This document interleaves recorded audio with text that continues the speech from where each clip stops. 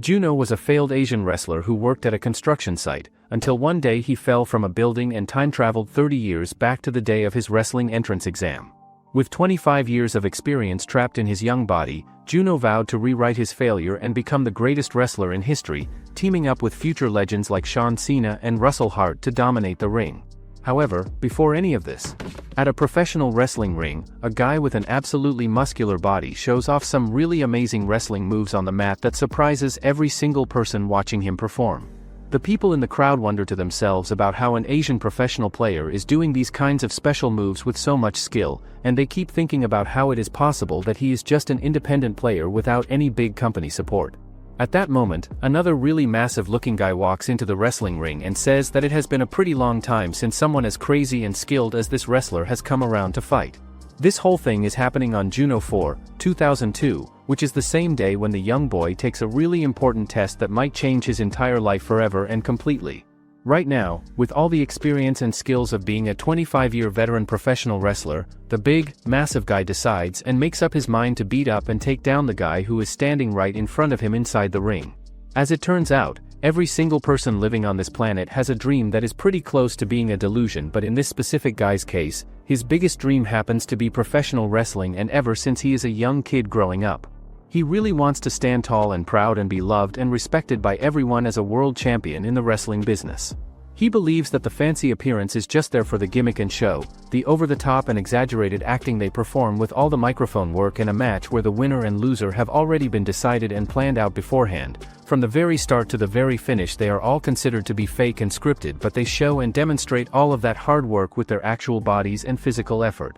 The special day when someone stands in the middle of the ring with so much pride after winning a big match now has absolutely nothing to do with him anymore and is just a distant memory.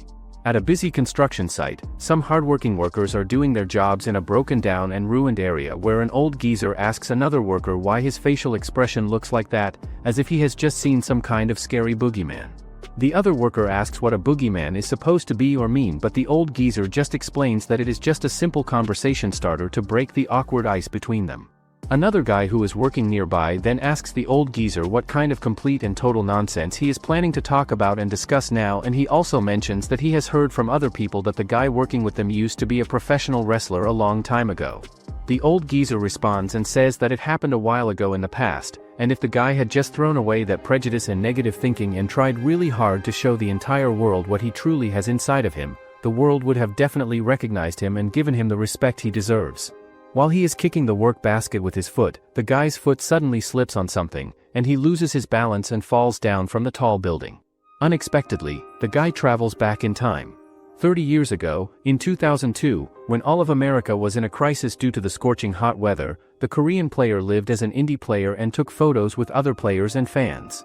So, now the old geezer actually acme back to his old life, and he can't believe it's really possible. He thinks that 30 years ago today was the day the WWF held a test for the trainees, and with 25 years of polished experience and skill, he was the best younger body that can use all of it. He believes that if he used these and try again, it might be different from last time. At the same time, a guy outside the washroom asks Juno to come out because he has to go inside urgently. The guy that's outside the door right now was someone he spent his 20s with as a crazy guy who tricked him and got him in trouble with the older guys. Later that same day, Juno decides to visit and check out the world's best and most famous pro wrestling group, which is the WWF-affiliated promotion group that everyone talks about. Juno thinks to himself that there have been a lot of different occurrences and situations where players who went through this place and trained here became huge stars in the industry, and out of all of them, the best main character of that specific era ends up being Sha Cena himself. At that moment, Sha Cena walks up and approaches Juno in a way that surprises him and catches him off guard, but Sha Cena asks him if he came to this place alone by himself. Juno responds and says no, he actually came with a friend, but his friend had a really bad case of diarrhea and couldn't make it inside. Juno then asks Sha Cena if he is feeling nervous too about the upcoming test, but Sha Cena admits and says that he is definitely nervous and thinks that the rope rebound move might be a bit difficult and challenging for him to perform. Juno tells Sha Cena not to worry about anything at all and assures him that all the judges are going to be really impressed by his amazing body and physique. Sha Cena then asks Juno if he can go along with him since they both came to this place alone without anyone else, so they should help each other out and support one another. Juno responds and says that from this point forward, the things he needs to do and accomplish have already been decided and planned out in his mind. All he has to do right now is pass this important test with the future icon Sha Cena and become really good friends with him after everything is done. 1 hour later, everyone finally gets on the wrestling ring to wait, but Sha tells Juno that it has already been an entire hour and the examiner still hasn't arrived or shown up yet. Juno says that they are making them wait on purpose as a strategy because it is sort of like a test of patience and mental strength. He explains and tells Sha that in this wrestling industry, they want and look for a wild performance or act for entertainment, but they don't want people that actually act like that in real life outside the ring. Right at that moment, a massive-looking guy enters into the ring, and everyone present there is surprised to see him, thinking to themselves that he might be the supervisor. However, the supervisor is furious, so he grabs one of the guys by his shoulder and throws high off the ring. He then destroys the other 2 rookies as well and says that they only look tough on the surface. The supervisor then tells everyone that they are decorating their muscles and wearing weird clothes. He further adds that some of them here probably once aspiring NFL tacklers, but they had to quit because they couldn't even remember the few tactics there were. The supervisor is a former professional wrestler who comes from the Kingdom of Tonga, and he is the GCW Athlete Management Director whose ring name is known as Baku to everyone. He was really good at wrestling and performing in matches, but there was another specific reason why he was so famous and well known, and that was for his incredible practical fighting ability in real combat. He simply laughs off and ignores a police club hitting him and can use just 2 of his fingers to completely crush someone's front teeth with ease. Baku then tells everyone present that the basic skills test starts right now and everyone needs to participate in the test to show what they can do. It is Sha Cena's turn to go first, and he then gets slammed hard to the ring floor, and that is the main reason why all skills in professional wrestling cannot be established without proper breakfalls. That is exactly why it is a skill that is much more important to them than breathing itself. Now, it is finally Juno's turn to perform and demonstrate his abilities, and Baku is quite impressed with his muscular physique and body and tells him to go up to the ring and show them what he has got in terms of skills. Juno then shows his first move to everyone watching, but Baku tells him that it is not good enough for a passing grade and that he should come down from the ring right now. However, Juno replies back and say that it is not enough yet as he will try performing it again to prove himself better. Juno then demonstrates and shows another move that is quite amazing and spectacular that it gets everyone's complete attention and makes them stare at him. Seeing that impressive performance, Baku also gets in the ring himself and says out loud that it looks like Juno is someone who is good enough and skilled enough to experience his real skills firsthand. Baku tells him to keep going and continue with his moves, but Juno wonders to himself if he just made a big mistake by catching his attention. Instead of saying something, Baku quickly pushes Juno towards the rope, and when he bounces back from the ropes, he just uses his arm strength alone to push Juno down to the ground where he lands a perfect break fall. After that, Baku grabs his leg and arm at the same time and lifts him up so easily and effortlessly that it surprises Juno, who cannot believe in his mind how Baku didn't even put in much strength or effort, yet he still lifted him like he weighs nothing at all. Baku then performs a body slam move on Juno and slams him hard to the ground, which leaves everyone watching in complete shock and disbelief at what just happened. Juno then slowly turns his head around while on the ground and asks Baku directly if he is just going to keep staring at him like that. Hearing that bold response from him, Baku gets even more excited and pumped up and tells Juno that he has managed to pass the difficult test successfully. On the other hand, everyone else present there is in complete disbelief and shock, and they think to themselves that it felt like they were watching a real TV show or performance just now in front of them. Later that day, during his shower, Juno cannot believe that this is actually happening to him in real life and prays to himself that if this is just a dream, he should never wake up from it at all. He further thinks to himself that cold Baku actually acknowledged and recognized his skills and abilities, and the next few exams and tests won't be so different or difficult, but he still thinks that not everything feels completely right to him. Juno leaves the shower room while thinking to himself if he forgot something important, but on his way out he runs into and bumps into the other wrestlers who failed the test today. He thinks to himself that most of them are bodybuilders whose muscles are absolutely massive and huge, but it also reduces their flexibility and stamina for wrestling moves significantly. Juno then finds and spots Sha Cena nearby and asks him how he ended up failing the test, so Cena explains to him that his break fall technique was a complete mess, so Baku said that he didn't stand a real chance this year at all. Juno realizes in his mind that the time when Cena will pass the test successfully is 1 full year from now, and this year's failure spurred him on and motivated him to train even harder for next time. Juno also believes that if it was the original future timeline and if it was life exactly how it was before, he should have failed the test, but he passed perfectly this time around. Juno then asks him what he is going to do when he go back, so he says that he is going to get a job as a trainer again. Hearing that, Juno says that he should wait a bit before he leave and tells him to get a trainer job here. Juno then tells Sha Cena to become his training partner, and that way he can also plan and prepare for his next year's test as well with proper preparation. Having a training partner is really important because matching the sum and chemistry in professional wrestling is so important and crucial, as everyone has at least one TP to work with regularly. The GCW organization is so considerate and understanding that they let aspiring students each take the important test and be accompanied by their TP during their tests for support. Later on, Juno and Sha Cena approach Baku together and tell him about their plan and idea for training together. Juno tells Baku directly that even though Cena may have a few flaws and weaknesses in his technique, he is definitely talented and has potential, and if he gains some real experience and practice, he will definitely show a lot of growth and improvement. Hearing that explanation from Juno, Baku tells them to do whatever they want to do and signs the official contract to let Cena be Juno's training partner for the upcoming year. After that, Cena and Juno trained together regularly by sharing their knowledge and techniques with each other, and they started off with specialized training sessions and even had a systematic and strict diet plan to follow. A few weeks later, Baku trains everyone like a maniac, but some other players talks about a guy named Russell Hart. They say that he comes from a pro wrestling family. Later at Fitness Room, Russell approaches Juno and they come face to face with each other, which makes everyone think that they might fight, but they just shake hand. It turns out, there are a lot of macho-like men with huge muscles and tough attitudes in the professional wrestling industry these days. The man standing in front of Juno right now is the legitimate heir to the professional wrestling noble Hart family that everyone knows about. Juno then tells Russell that it is an honor and privilege to meet a member of the famous family in person, but Juno then wonders to himself what Russell's facial expression means and if he doesn't actually like his own family for some reason. Juno then introduces Sha Cena to Russell and explains that Cena wasn't able to make the cut and pass the test this year, so he is his training partner to prepare and get ready for next year's test coming up. Russell then tells Baku that if he put his body's flexibility aside and change his mindset instead, he will be much better. In other words, it's not about avoiding getting hurt, he should think of conditioning his body to know where it hurts least. After that, the three of them begins training together and Russell tells Cena that the last one he just did was the best and he just need to remember that feeling. Seeing that, Juno thinks that Cena changed that much with just a few words from him.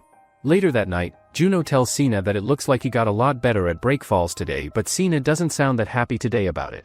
Cena asks him if he thinks he really will be able to use those skills as his body is a bit too stiff.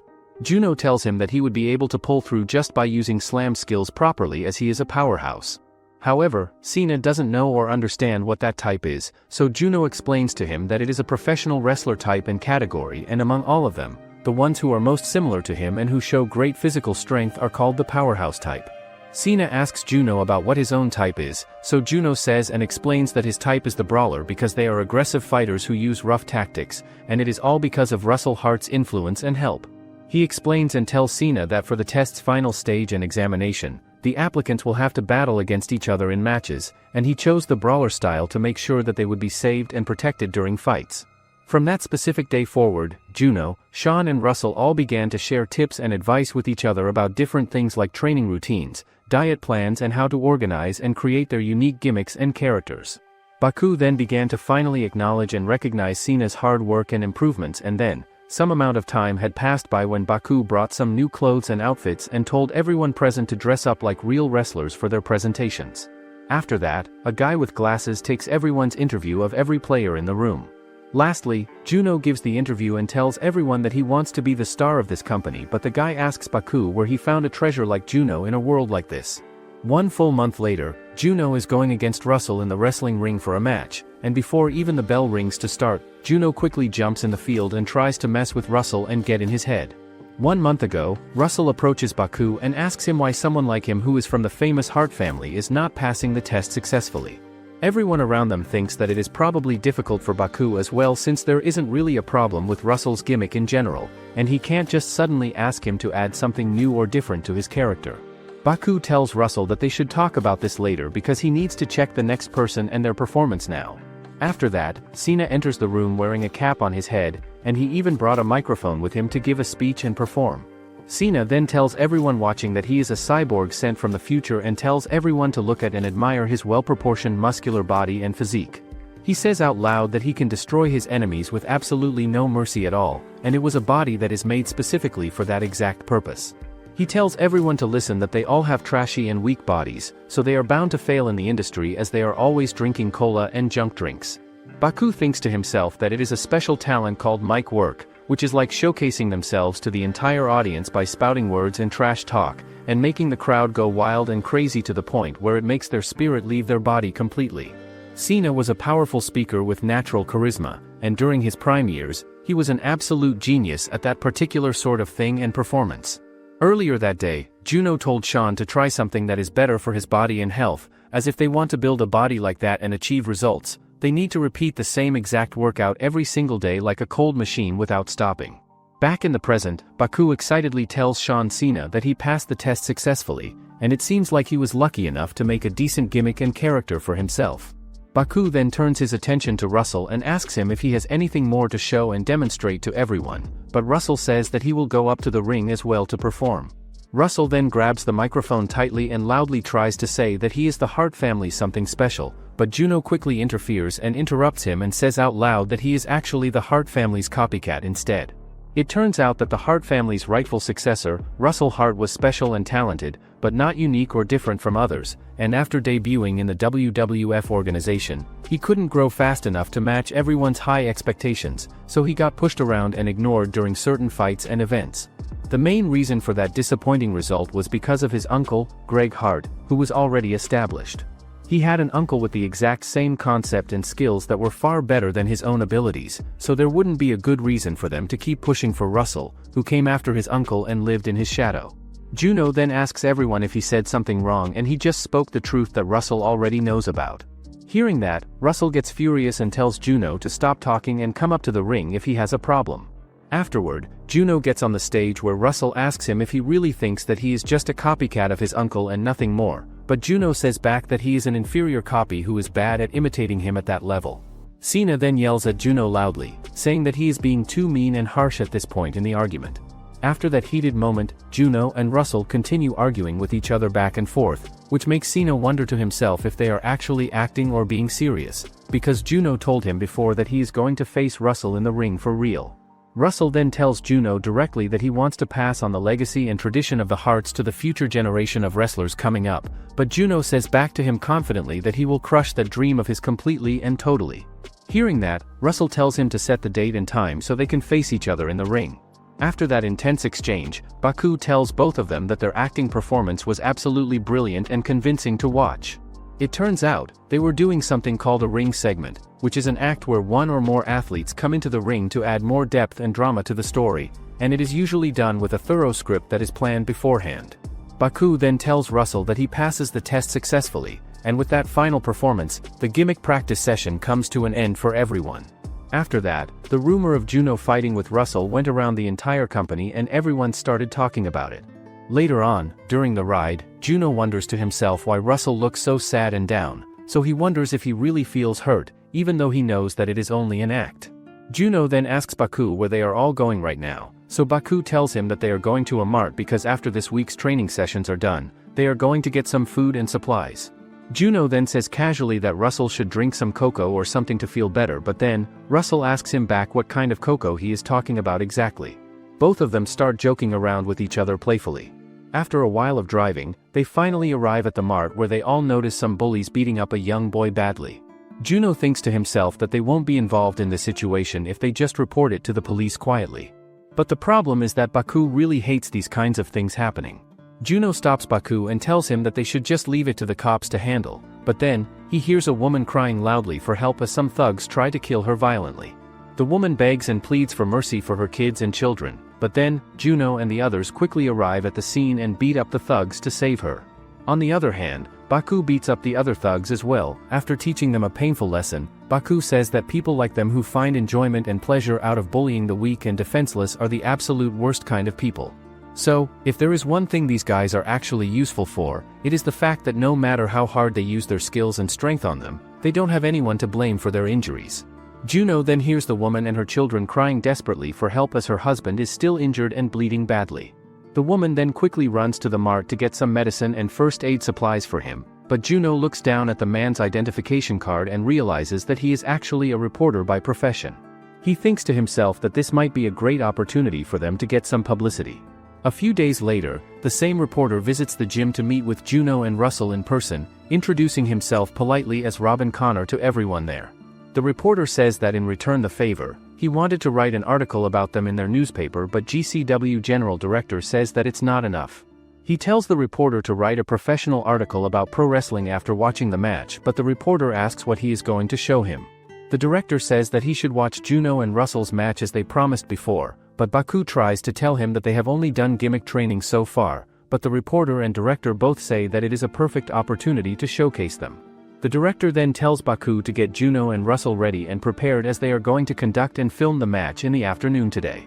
Afterward, Baku says to them that they don't have much time left, so they should decide their plans quickly and efficiently. Juno realizes in his mind that normally Baku would have a lot of faith and confidence in them, but since things turned out like this out of nowhere and unexpectedly, he looks uneasy and worried about the outcome. However, Juno has already dealt with something like this a while ago in his previous life and experience. He tells Baku confidently that he is going with Juno as his ring name for simplicity and ease, and for his finishing move and signature attack, he will go with a knee kick technique to end matches. Baku thinks to himself that it would be too weak and not impressive enough because he thought Juno would use something like the Northern Lights bomb move he performed and did last time. Juno says back that it is too dangerous to do regularly, and he doesn't know about Russell, who was upset about something earlier, but he said he will take care of it on his own terms. Baku then tells him firmly to not actually end up fighting for real while doing the performance and leaves the room. Juno then enters Russell's room and says to him that the match is going to start soon, so they should decide between themselves who is going to win the match. Sometime later, the match between both players begins with them rushing towards each other with intensity and aggression. Russell then jumps up to lock up and hold their position in a grapple, but Juno hits him hard using a knee attack on his body.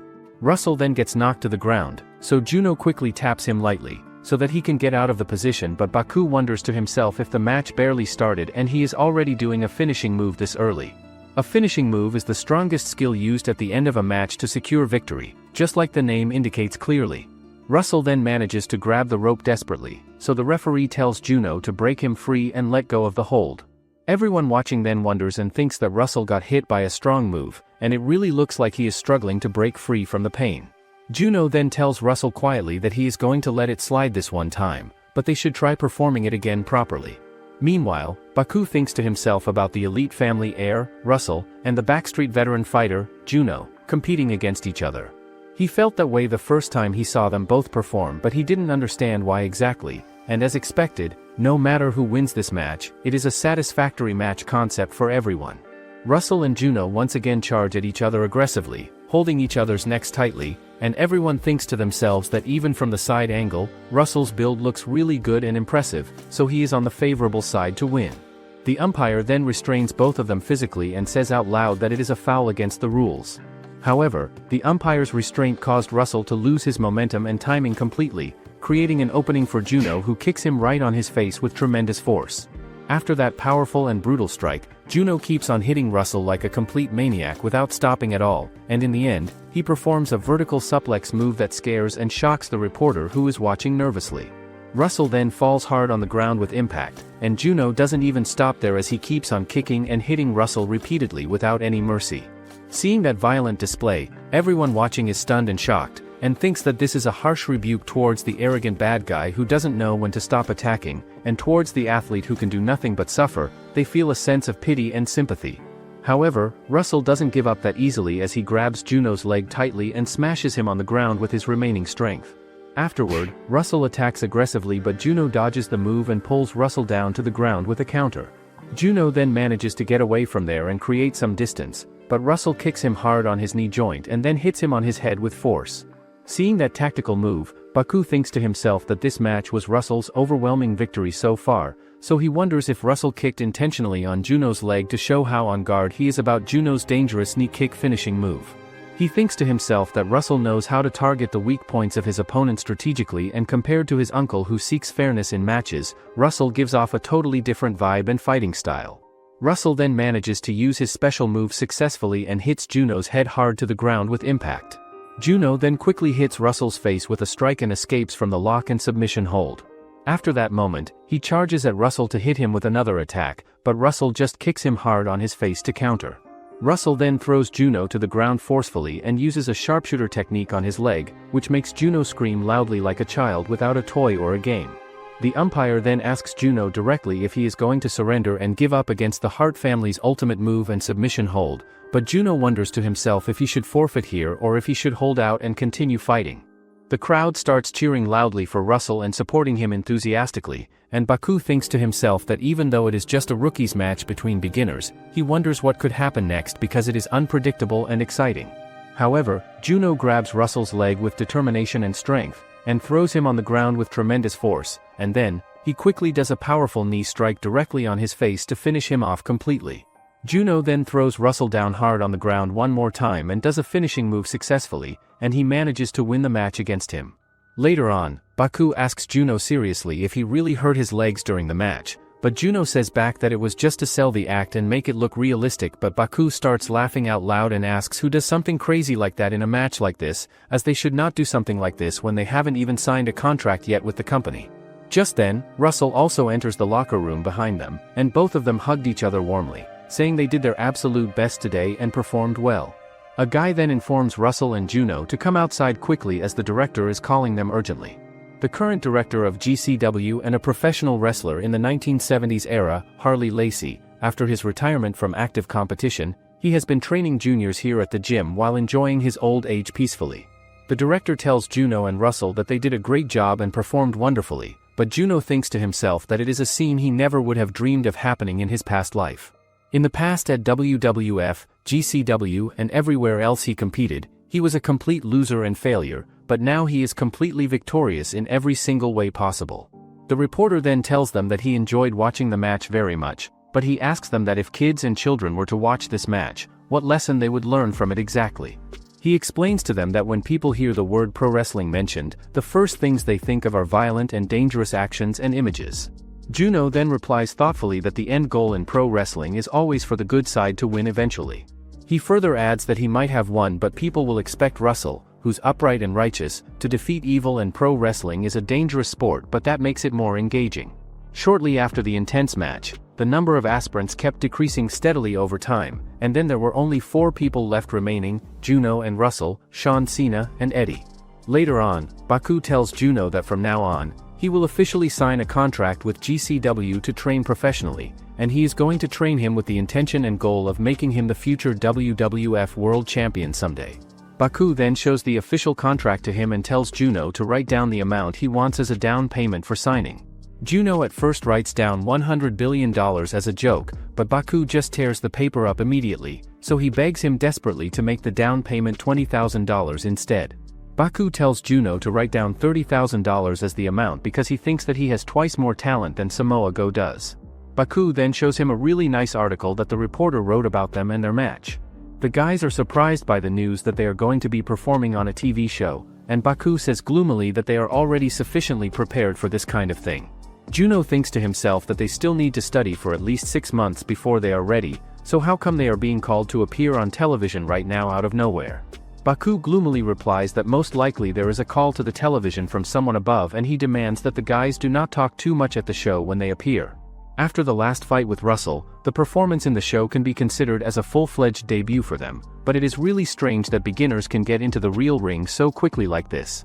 Experienced fighters are the ones who are usually called to the show in the WWF, not newcomers like them. Juno wonders if they need to come up with new tricks to perform because he feels like he needs to show something unique to stand out. The script writers approach them and say that there is very little time left, so they have to work quickly to get everything ready. They separate the guys and go to their offices to discuss plans. Juno looks longingly at the screenwriter, who has a whole plan in his hands already prepared. The screenwriter asks Juno if he is going to come up with a pseudonym for himself to use. Juno knows he needs a pseudonym because the company has the right to the fighter pseudonyms, and if a fighter decides to use his real name instead, the company changes the spelling to take over the rights to it. Juno thinks his name is difficult to pronounce and remember for the audience, but he wonders just what kind of pseudonym he should come up with for himself. The scriptwriter, without waiting for an answer from him, says that the image of Juno as a street wrestler is too flat and boring, because all the bad guys look the same and it is not interesting to the public at all. Juno clenches his hands tightly so as not to hit the screenwriter who has talked crap about his image, and he politely asks which image would suit him better then. The screenwriter happily says that the image of a thief who would steal a champion's belt would be very suitable for him. Juno's eyes widen in disbelief, and he says it sounds childish like a cartoon for kids. The screenwriter says that the grotesque is now in fashion and people like that style, but Juno thinks that he is communicating with an idiot who doesn't understand anything. Although in professional wrestling the fighters have to collaborate with each other constantly because the shows come out every week, it is impossible to work well together with someone like this. He says that Rock Cold, for example, has a wonderful image that people love, so maybe he should think in this direction instead. The writer responds that Juno is not Rock Cold at all here and should not try to copy him. Juno cannot stand it anymore and openly calls the screenwriter an idiot to his face. Now the screenwriter's eyes widen in shock at what he just hears. Juno approaches the scriptwriter and stares at him menacingly with an intense look, and he shouts that he will not allow anyone to not listen to his wishes and make a fool out of him in front of everyone. The screenwriter shouts that the idea is great and prepares for death from Juno. A minute later, Juno calmly walks away from the guy and asks how he likes his game and performance, and the writer says that in reality Juno can be really intimidating when he wants to be. In the evening, Baku and Juno stand on the roof and Baku asks how everything goes with the meeting. Juno says they come to an agreement about things. Baku says that they will send more fighters to the show because the ratings must be crazy high right now, and although the GCW is originally a subsidiary of the WWF, it is the one that most often organizes the show, so therefore they are very worried about ratings and viewership. Juno asks Baku if he wants to know what they should do to improve ratings even more. Baku listens and leads him to Harley to discuss it. There Juno reiterates that they need competition to make things interesting, and he says that everyone loves to watch a competition, not a show with a predetermined ending that feels fake. Harley asks how then to determine the champions if everything is competitive. Juno replies that it is based on skill just like they determine the winner in any other sport, like the player who scores the most points as in basketball, the most skilled player on the team like kayakers, or the best defensive player in American football. In professional wrestling, its popularity is what matters, the one who can be most remembered in a short time, a talent that makes people root for him and support him. He continues that on the day of the show all battles will end in a draw, and the fierce struggle of the athletes towards the end of the game will only increase the value of the championships and the expectations of the audience for future matches. Harley asks how many fighters can take part in the show at once. The manager replies that there are about 20 people available. Harley says there will be 16 including Russell and Juno in the competition. The manager does not understand how to fit the new format into airtime because it is impossible to play out 8 fights in half an hour of television. But Juno reminds him that there is more dark match warm-up before the show which is used to warm up the audience before the main event. The manager says that time is still short even with that, but Juno replies that he plans to have his match in 3 minutes only, and their battle will begin during the interview with Russell and it will smoothly flow into the ring afterward. The manager says that then there will be even more time available, and in the second part they will nominate the most famous fighters, so then the audience will wait for the next show with interest and anticipation. Harley notes that thanks to this guy's ideas the show will sparkle with new colors and excitement, and he tells everyone to get to work on making it happen. When Juno leaves Harley's office, a man approaches him and asks how the conversation goes with the boss. Juno replies that he is fine and the man leads him to the costume room to discuss outfits. He says that he sees Juno's first costume and really likes it a lot. He takes out jeans and a Wyatt t-shirt and advises him to cut the jeans so that the knee strike will look more impressive on camera, although something dark would suit Juno's color better since he plays a bad guy character. At this time, girls approach Juno who want to get an autograph from the hero who defeats Hart himself in the ring. Juno is confused because he has never given an autograph before either in his past life or in this life he is living now. The man asks him what pseudonym Juno has chosen for himself to use. Juno takes the notebook from the girl to write in it. Afterward, the man looks at the autograph incredulously because it is written there in large letters as Sin. Juno thinks that if everyone mocks his abilities and skin color in the past, let them know that he is back and ready to take revenge on all of them, because he is the new Sin in the wrestling world. The man thinks about it and draws on a black t-shirt how he sees Juno's entry rhythm and character design. Juno really enjoys designing his costume because preparing for the show is difficult but very interesting at the same time. In the corridor, Juno is met by a huge man who asks Juno if he is Sin. Juno nods silently looking up at the tall fighter. The fighter tells Juno to follow him because sports have their own subordination and hierarchy. Although Juno is an experienced wrestler in his past life, he returns in 2002 and is now a newbie in this timeline, And at that time the elders oppress the younger ones, which Juno remembers very well, something like an army. He enters the room and is immediately showered with ridicule from the veterans. They say he is dressed like a refugee and the face is strange looking. The bald man is laughing at him. The others say that the newcomer is scared like a little princess. They call Juno into the ring to test him. He knows each of them from his past life memories. In the ring, the bearded man suggests starting with chain wrestling, a technique for combining attacking movements and counterattacks, and chain wrestling is the foundation of wrestling skills. But Juno is in no hurry to attack first. The bearded man asks why the guy is not attacking, and Juno replies that he is not a fool to attack an opponent who is twice his size. Then the bearded man rushes to the attack with a roar and he begins to grab Juno's head. Juno realizes that he is in a steel vise and is about to die from the pressure. To Juno's surprise, he survives the grab and the bearded man says that they will now bounce off the rope together. Juno crashes into the ropes and bounces off them with momentum. His opponent stands bent over after the throw and Juno runs at him. He rests his hands on his opponent's broad back and jumps over it, doing a somersault in the air. Meanwhile, the wrestlers talk about Juno after the training session. Sheamus asks where this one comes from in the first place. Husky replies that it is clear he is from China or somewhere. Sheamus yells that that is not what he is talking about at all, because if the guy is an amateur then why is he so good at wrestling? They agree to invite the arrogant newcomer to the gym tomorrow to train more. A huge fighter walks past them, and Husky asks him if he is ready for the show to come up. The other wrestler replies that he is completely confident in himself and his abilities. Baku approaches the door of the hall behind which loud sounds are heard from inside. In the ring, Sheamus does a backdrop on Juno, and he falls into the ring with a deafening roar. A wrestler and the rest of the fighters watch this happen with interest. Professional wrestlers always try to avoid injury and fight comfortably with each other, and even after a strong throw or trick, a fighter should not experience severe pain from it. But Juno wants to teach the fighters a real lesson about wrestling. Baku comes in at that very moment and says that it is time for everyone to go to lunch now. A wrestler tries to object, but Baku's iron hand lies on his shoulders and the coach persistently invites a wrestler to lunch with everyone. When everyone leaves the hall, Baku asks Juno how he feels after all that. Juno answers honestly that it is like being in hell with all the training. Baku meets Juno in the car, and he asks how preparations for the show are going so far. He replies that in the back seat is what the writers come up with for him to use. They are impressed by his stunts and theme song that he will have. Juno does not remember any theme song at all. Baku turns on the tape recorder. Baku says that since Juno's arrival, everyone has been working enthusiastically and is looking forward to the show with excitement, and thanks to his idea there is a high chance that the show will not fail at all. On Saturday night, the percentage of viewers is 0.7, and the 273rd episode of the show will take place today. In Juno's past life, the entire show fails due to very low ratings and viewership, but now Juno is preparing to enter the ring to change that, and Harley yells at Juno to put on a real show for everyone watching. Russell Hart, the heir to a famous wrestling family, is greeted enthusiastically by the audience as he enters. Juno watches Russell being interviewed on the screen backstage. The presenter asks Hart how he is feeling about the upcoming match. Russell says he will do his best to perform well. The presenter asks how he enters the professional ring at such a young age for someone like him.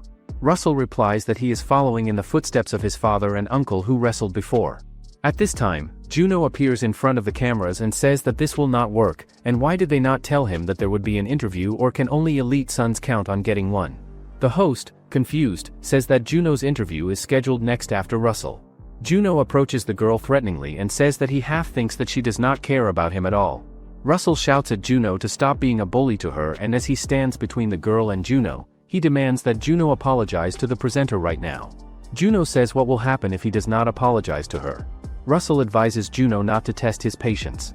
Juno laughs and says that there is no need to take everything so hostile like this, and he hits Russell between the legs with a low blow. Russell really does not like this sneaky blow at all. Juno is yelling that such vile people who grow up with a golden spoon in their mouths can only talk nonsense into the microphone, and at the same time he beats Russell down. The spectators freeze in horror at what they are witnessing. The leader shouts for them to stop fighting. Parents watching TV at home cover their children's eyes, but they themselves cannot tear themselves away from the screen to stop watching. Russell is lying on the floor, and Juno is standing over him looking down. He looks straight into the camera and tells the whole world that can consider me sin from now on. He continues to say that he does not care about their dreams or requests at all, but all viewers will remember him as a winner, and they just have to watch him rise to the very top of wrestling. There is applause from some people. Everyone tells Juno that the promotion is great and well done. Juno says that he is very worried because it is a live broadcast happening right now, but everything seems to be going well so far. Russell stands up and says that Juno still overdoes the blow on him. He apologizes for the mistake. At this time, an enthusiastic roar from the audience comes from the hall because there is a fight between famous wrestlers happening. They think that they have just finished their first promo and wonder how the audience will react to them going forward. They wonder if they will like the battle between the golden-haired Major and Juno from the streets who knows nothing but freedom. Meanwhile, the fight between the two famous wrestlers ends with a simultaneous knockout and a draw result. Commentators say that this is exactly how someone should fight for the champion belt with everything. The battle ends early, so Baku says that the exit with Russell will be 5 minutes early now. Standing next to Juno is Sheamus, with whom he is supposed to have his first fight tonight. Juno asks what they will do now with the extra time. Sheamus replies to Juno to follow him quietly, and he warns that if Juno twitches or does anything stupid, he will rip his head off his shoulders. Commentators say that the next fighter is from Ireland, height is 193 centimeters, weight is 120 kilograms, and his name is Sheamus. He receives huge support from the public and fans. Juno thinks his promo also gives him some fame with people. He walks into the ring and thinks that this is a gift to him after so many years of suffering in his past life. Juno does not pay attention to this because he knows that after Russell comes out, the audience's opinion will change completely. At the moment, Sheamus looms over Juno like a rock ready to crush him. The fighters grab each other's hands and try to grab each other's necks in a grappling position. Juno falls into the steel trap of the grip and feels that all his muscles are cramping from the pressure. Sheamus whispers for the guy to give up, but this is not in the script at all. Sheamus throws Juno into the ropes and growls that he gives him exactly 5 minutes to finish. Sheamus slams Juno into the corner hard, and everyone wonders if the guy can get out of this situation. Everyone in the room does not understand what is happening right now. Baku is afraid that Sheamus will go against the script just for the sake of his pride and ego. The referee tries to get Sheamus away from Juno, but Sheamus continues to throw punches at him, and Juno is already sitting in the corner and breathing heavily from exhaustion. Juno understands that if Sheamus now takes all the attention of the audience, then there will be no point in his fight with Russell afterward. He needs to buy time somehow, and he jumps out of the corner and runs around the ring to escape. The referee stands between the fighters to the great indignation of Sheamus, who does not expect such agility from Juno at all. Commentators shout that Juno is a rare coward and decides to hide behind the judge's back for protection. Juno shouts at Sheamus to do everything according to the script like they planned. But Sheamus says he will do it as he wants to do it, and he rushes at Juno again. Then Juno runs out to meet him head-on. Sheamus picks up Juno and throws him to the floor of the ring as hard as he possibly can. He grabs him with the hair roughly. Juno thinks desperately that he cannot give up like this at all. Sheamus says the script is for the newcomer to win and no one will like that result. Juno replies that in wrestling all fighters win regardless of whether they win or lose the match. Sheamus says that they could do it as written in the script, but the audience will not like it at all. Then Juno decides that he will not tolerate this anymore and hits Sheamus in the forehead with his hand hard. Sheamus grabs his head in pain and the commentators shout what a great shot, and Juno now has a chance to turn this around. Juno lands a knee strike on Sheamus's face with force. Sheamus begins to fall over, and Juno thinks what is happening because his opponent cannot properly take his attack at all. Sheamus falls to the floor and Juno is the first to see the danger Sheamus is in right now. Juno runs up and hits Sheamus, knocking him out of the fall onto the ropes, and he puts his foot between Sheamus and the ropes to protect him. What a great shot from Juno to save him.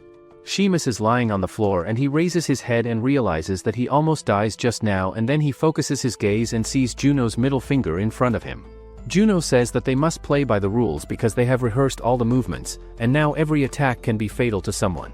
He turns to the auditorium and shouts that he is tired of them who are nothing of themselves but come to watch the match. He shouts that no one can hold a candle to him, and he is now the new luminary of wrestling. He will be the one to take the championship belt and they should start respecting him now. Russell Hart's symbol, a pink heart with the lightning bolt, lights up on the screen above. Afterward, Russell runs towards Juno like a complete maniac and hits him straight down towards the ground with force, and this is a critical and important moment for Russell Hart's career. At backstage, Baku thinks to himself that Russell is returning the favor from the interview situation, and it isn't just the audience members, but the staff members are also going wild and excited about the match happening. Russell and Juno keep on hitting each other repeatedly during their first TV show debut performance, but Juno then hits Russell's injured area specifically, which surprises the audience watching. Juno then kicks Russell hard, which pushes him outside of the rope and onto the floor. Russell continues to counterattack with his own moves, and the audience members are freely cheering and booing for each side depending on their favorites.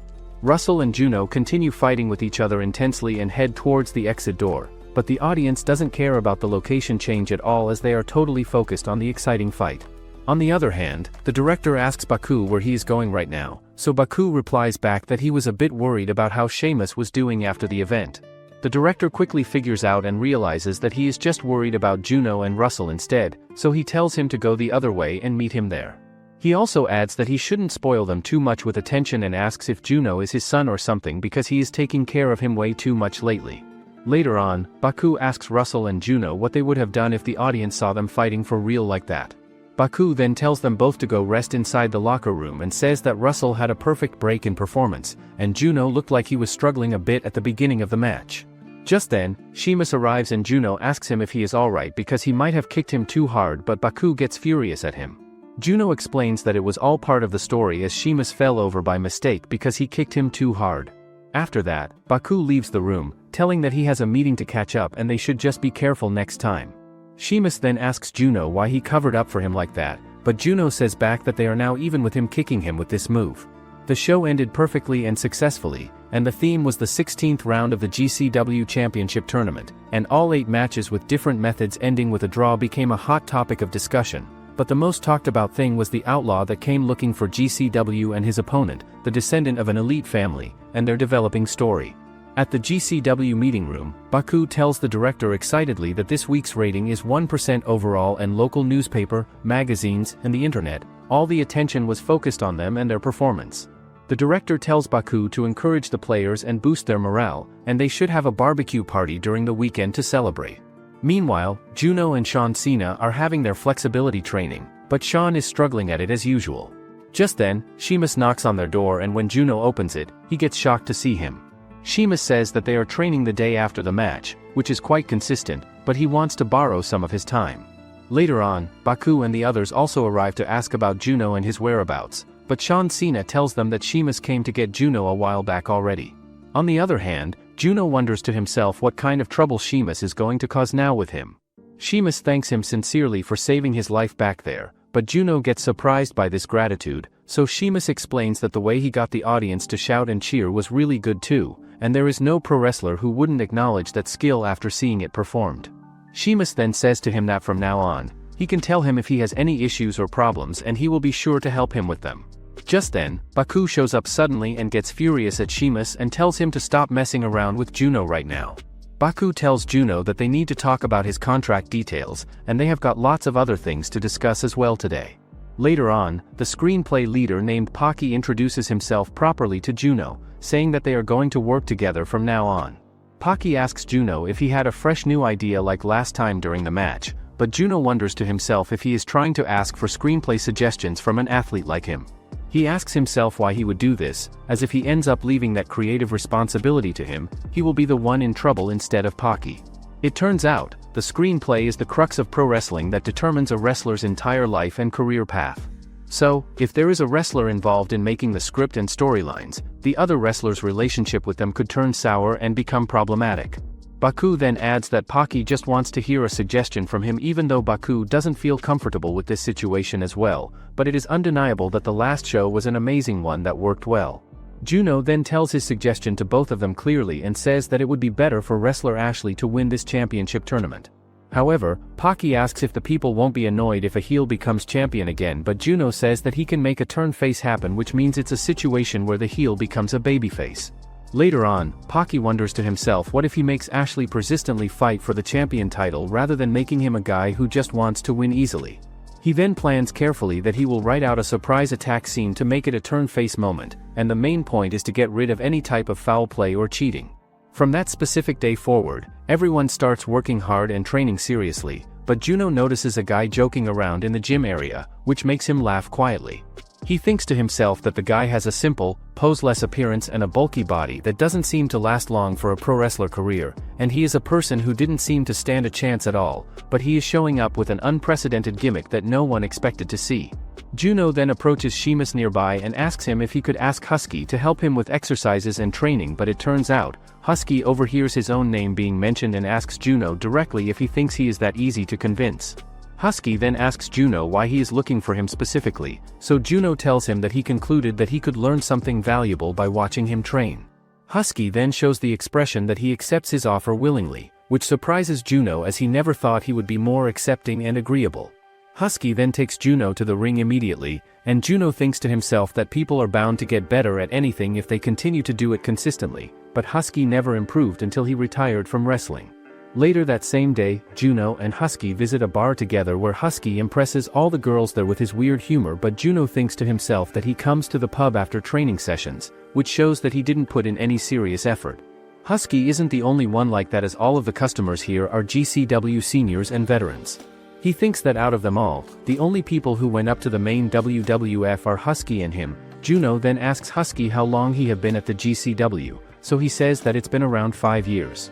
Juno then says that it's about time he got up to the main, but Husky replies that he is just sick of wrestling in general.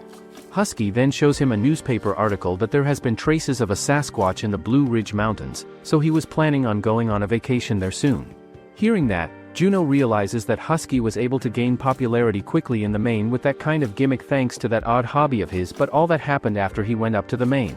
Juno then casually asks him how he came to do wrestling as a career, so Husky says and explains that it is because his family has been wrestling for 3 generations now.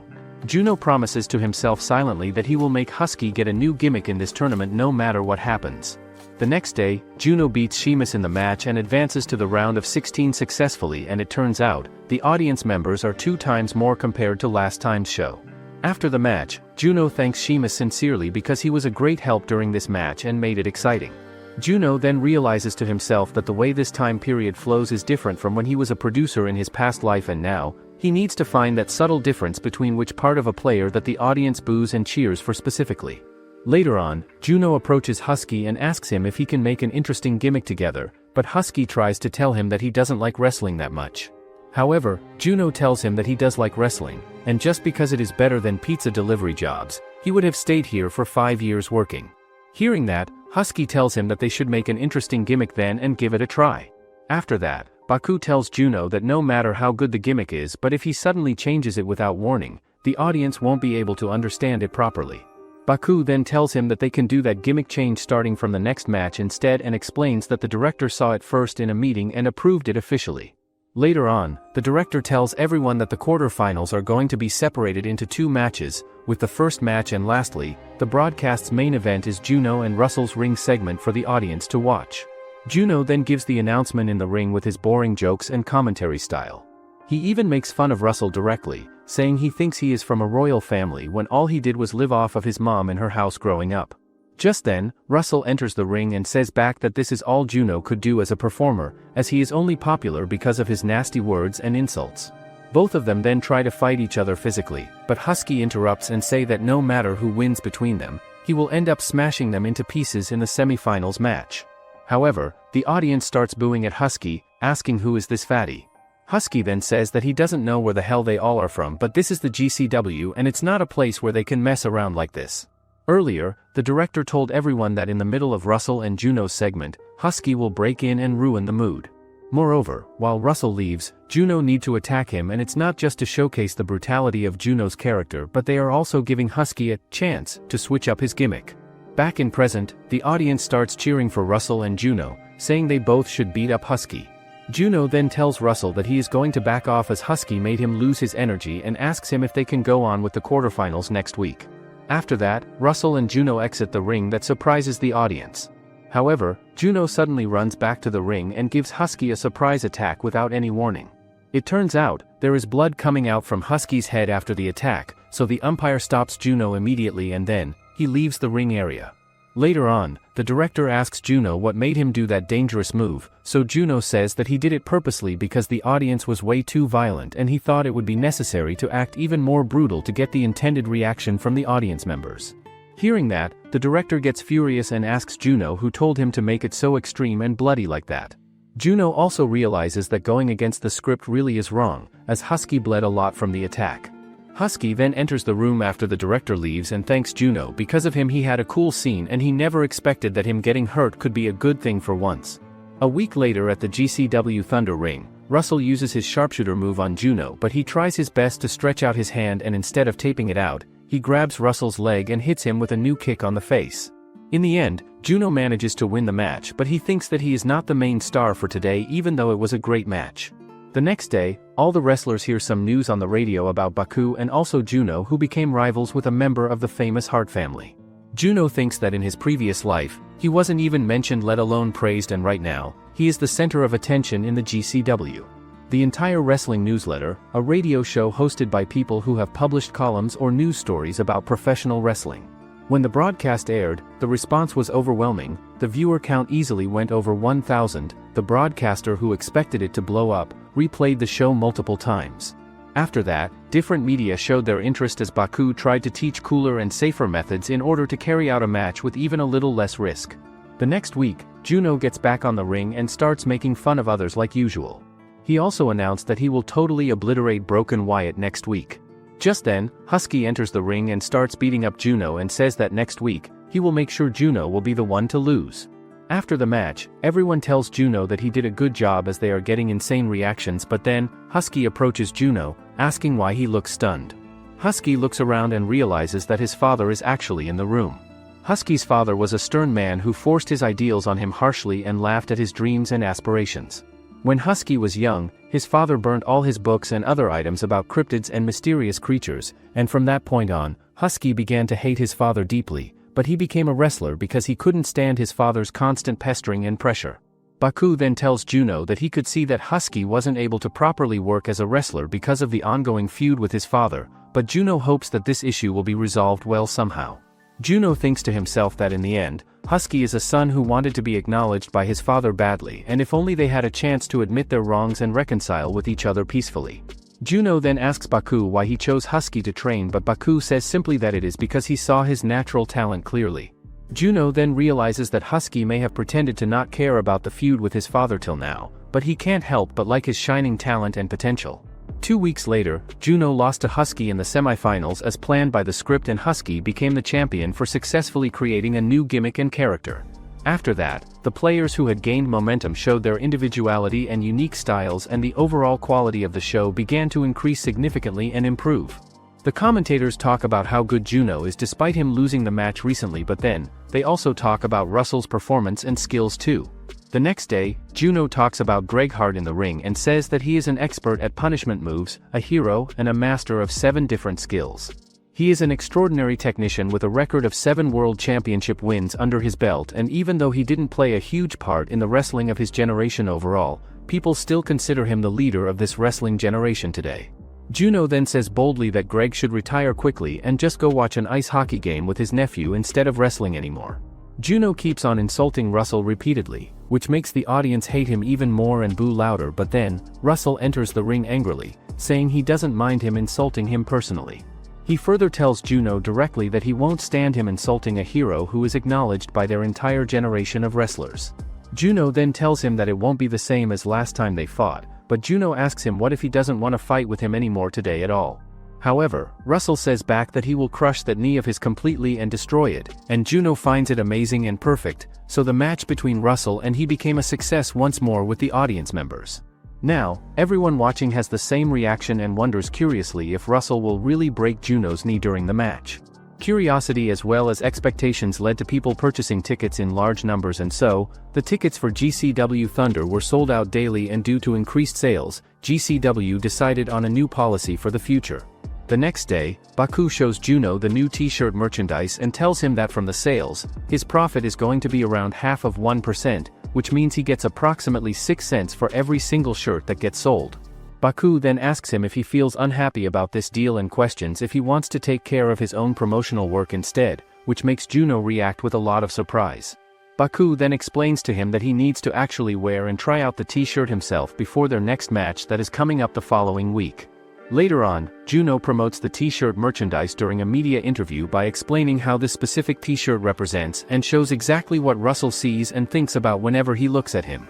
After the interview finishes, Russell comes up to Juno and tells him that it is really an incredible and amazing promotional job, especially because he already has his own personal t-shirts coming out and being available for people to buy, but Juno responds to him by saying that they need to fight and beat each other in their matches until there are no more shirts left in the stock and inventory. After that moment, the show officially starts, and because the promo gets a very good response, the audience reacts with strong excitement even though the match itself is only average. On top of that, the loud and active crowd makes the entire show feel much more fun and enjoyable to watch. Soon, Juno and Russell both enter the ring, and Juno notices that many people in the crowd have bought the t-shirts during that time. As he usually does, Juno begins to make fun of Russell by teasing him and saying that the t-shirt is something he made especially for him. Right after this moment, the match officially begins as Russell suddenly charges straight toward Juno, quickly grabs him, and then aggressively rips the t-shirt apart in a rough and forceful move. Juno becomes extremely angry because of this and immediately tries to punch Russell, but Russell reacts fast and easily dodges the attack without getting hit.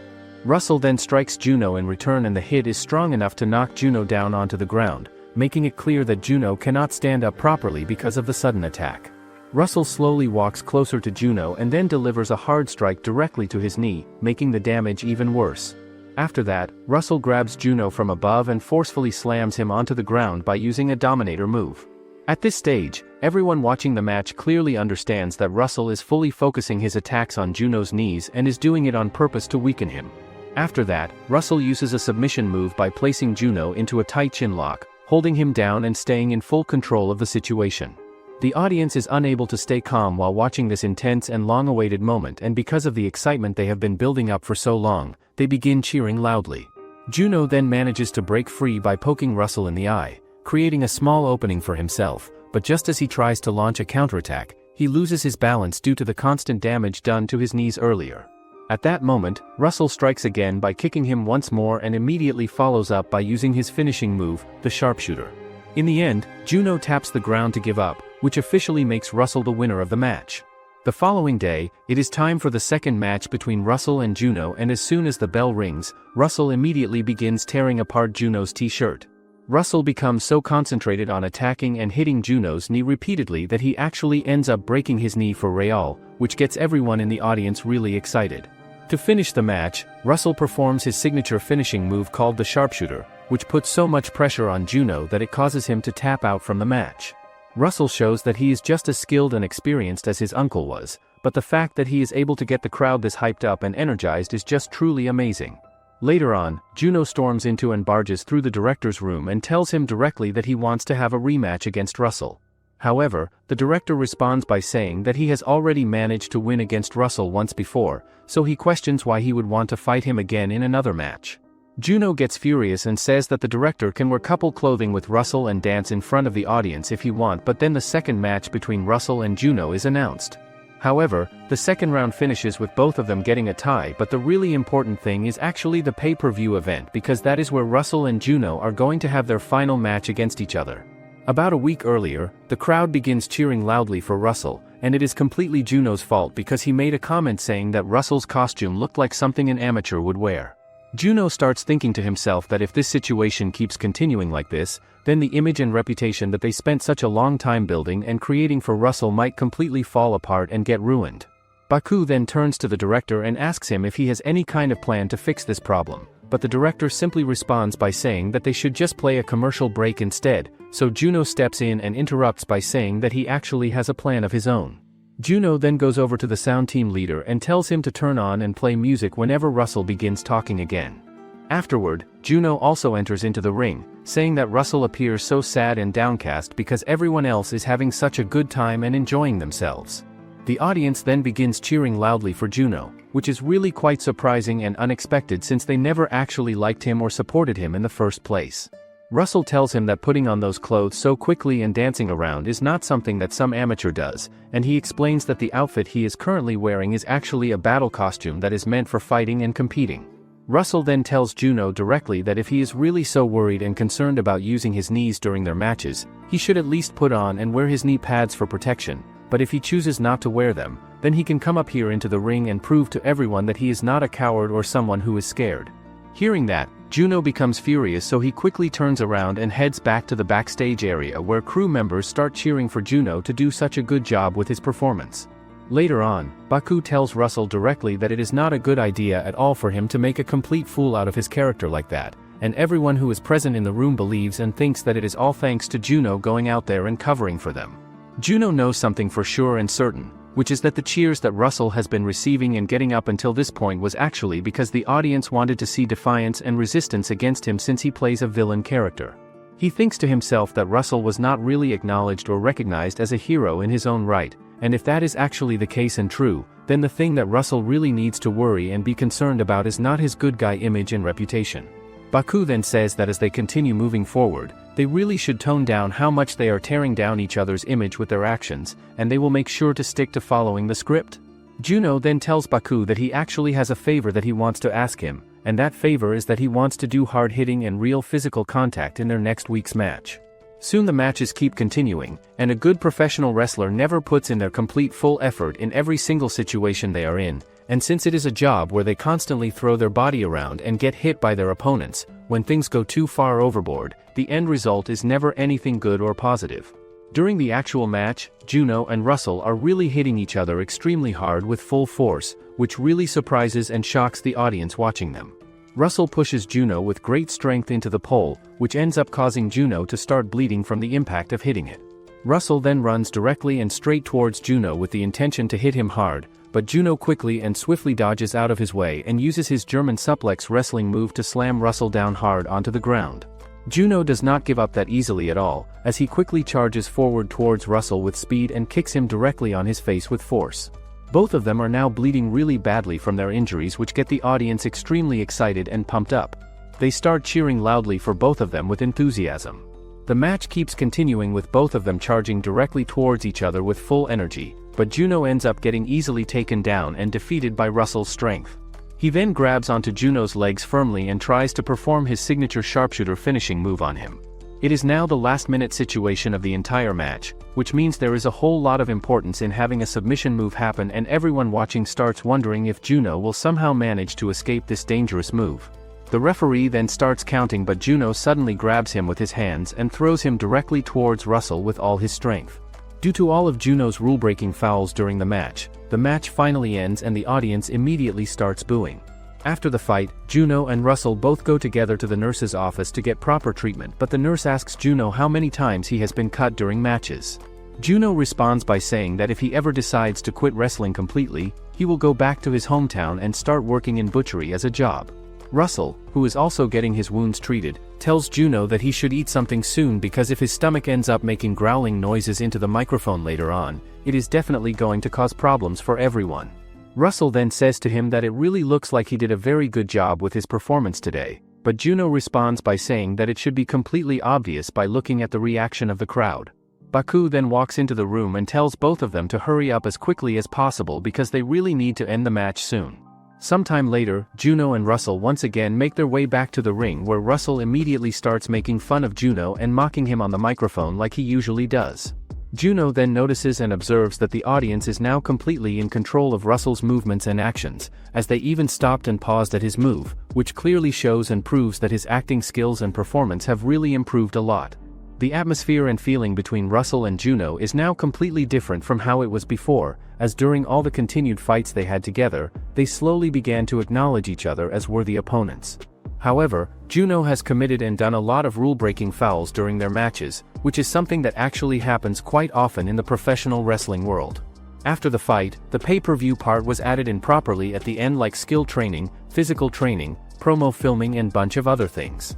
A few weeks later, Juno and Russell arrive at the Atlanta Stadium, which is a familiar place for Juno.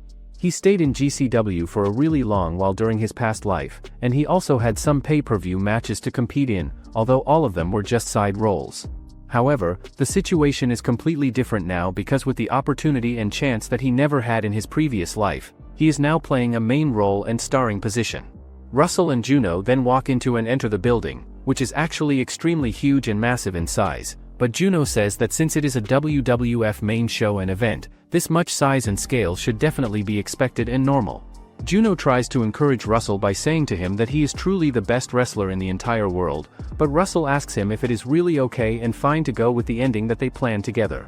Juno tells him that he should not worry about it at all because it will be an ending that the people really want to see.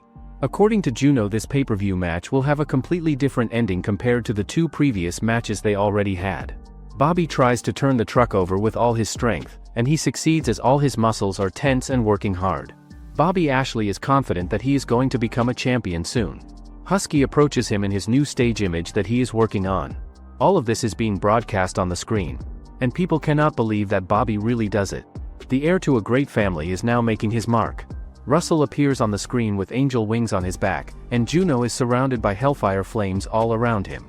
Harley enters the hall and says that he once hears from people that wrestlers are cowards who play dirty by backstabbing their opponents. They are beasts who use their powers to take down their opponents when their tricks stop working. He continues that of course he does the same thing as many others, but it is still much better here because a person appears who shows how you can act freely and improve the show's programs. He continues that when the newcomers enter the ring, let them not forget these moments when they influence the history of wrestling with their talent. The commentator says greetings to all the fans of professional wrestling as the Atlanta Sports Stadium is here today, and people from all over America come here to see today's GCW match. Reporters ask people which fighters they come to support, but the girl says that she supports Russell. All the main fighters are ready to sign autographs for their fans. Husky tells Juno that he should not stick to his stage persona when signing autographs because there are going to be children here. The hall worker shouts to let the spectators in. To Juno's surprise, there is quite a long queue lined up to see him. A guy approaches him and says he has a website about wrestling. He says that people who only watch Japanese wrestling only start watching WWF because of Juno. He is now a superstar who can revive American wrestling. After that, even more people come for autographs. One of the spectators tells him that he is never going to be able to beat Russell Hart. Juno replies that this is still going to have to be looked at. The last to approach Juno is a family with a child, and they are Koreans. Juno asks the boy his name, and he answers that it is Ned Kim. Juno says that he is also Kim, his name is Kim Juno, and he gives the boy an autograph in Korean, and then they take a group photo with the boy and his family. The GCW match starts at Atlanta Stadium with coverage conducted by famous commentators Rick Ross and Malibu King. Everyone is looking forward to the start of the match happening tonight. There are 9,842 spectators in the hall, and such numbers of spectators do not happen even at the main shows normally. Commentators say they have never felt such an atmosphere before in their careers. They are confident that the wrestlers are going to put on an amazing show for everyone. They offer to look at pairs of opponents on the screen display. Suddenly the light goes out and there are problems with the screen going green. Husky then gives an amazing entry, and he says everyone is waiting now for the show to begin. He enters the arena with a lantern and continues to say that everyone wants the championship belt, which is his for now.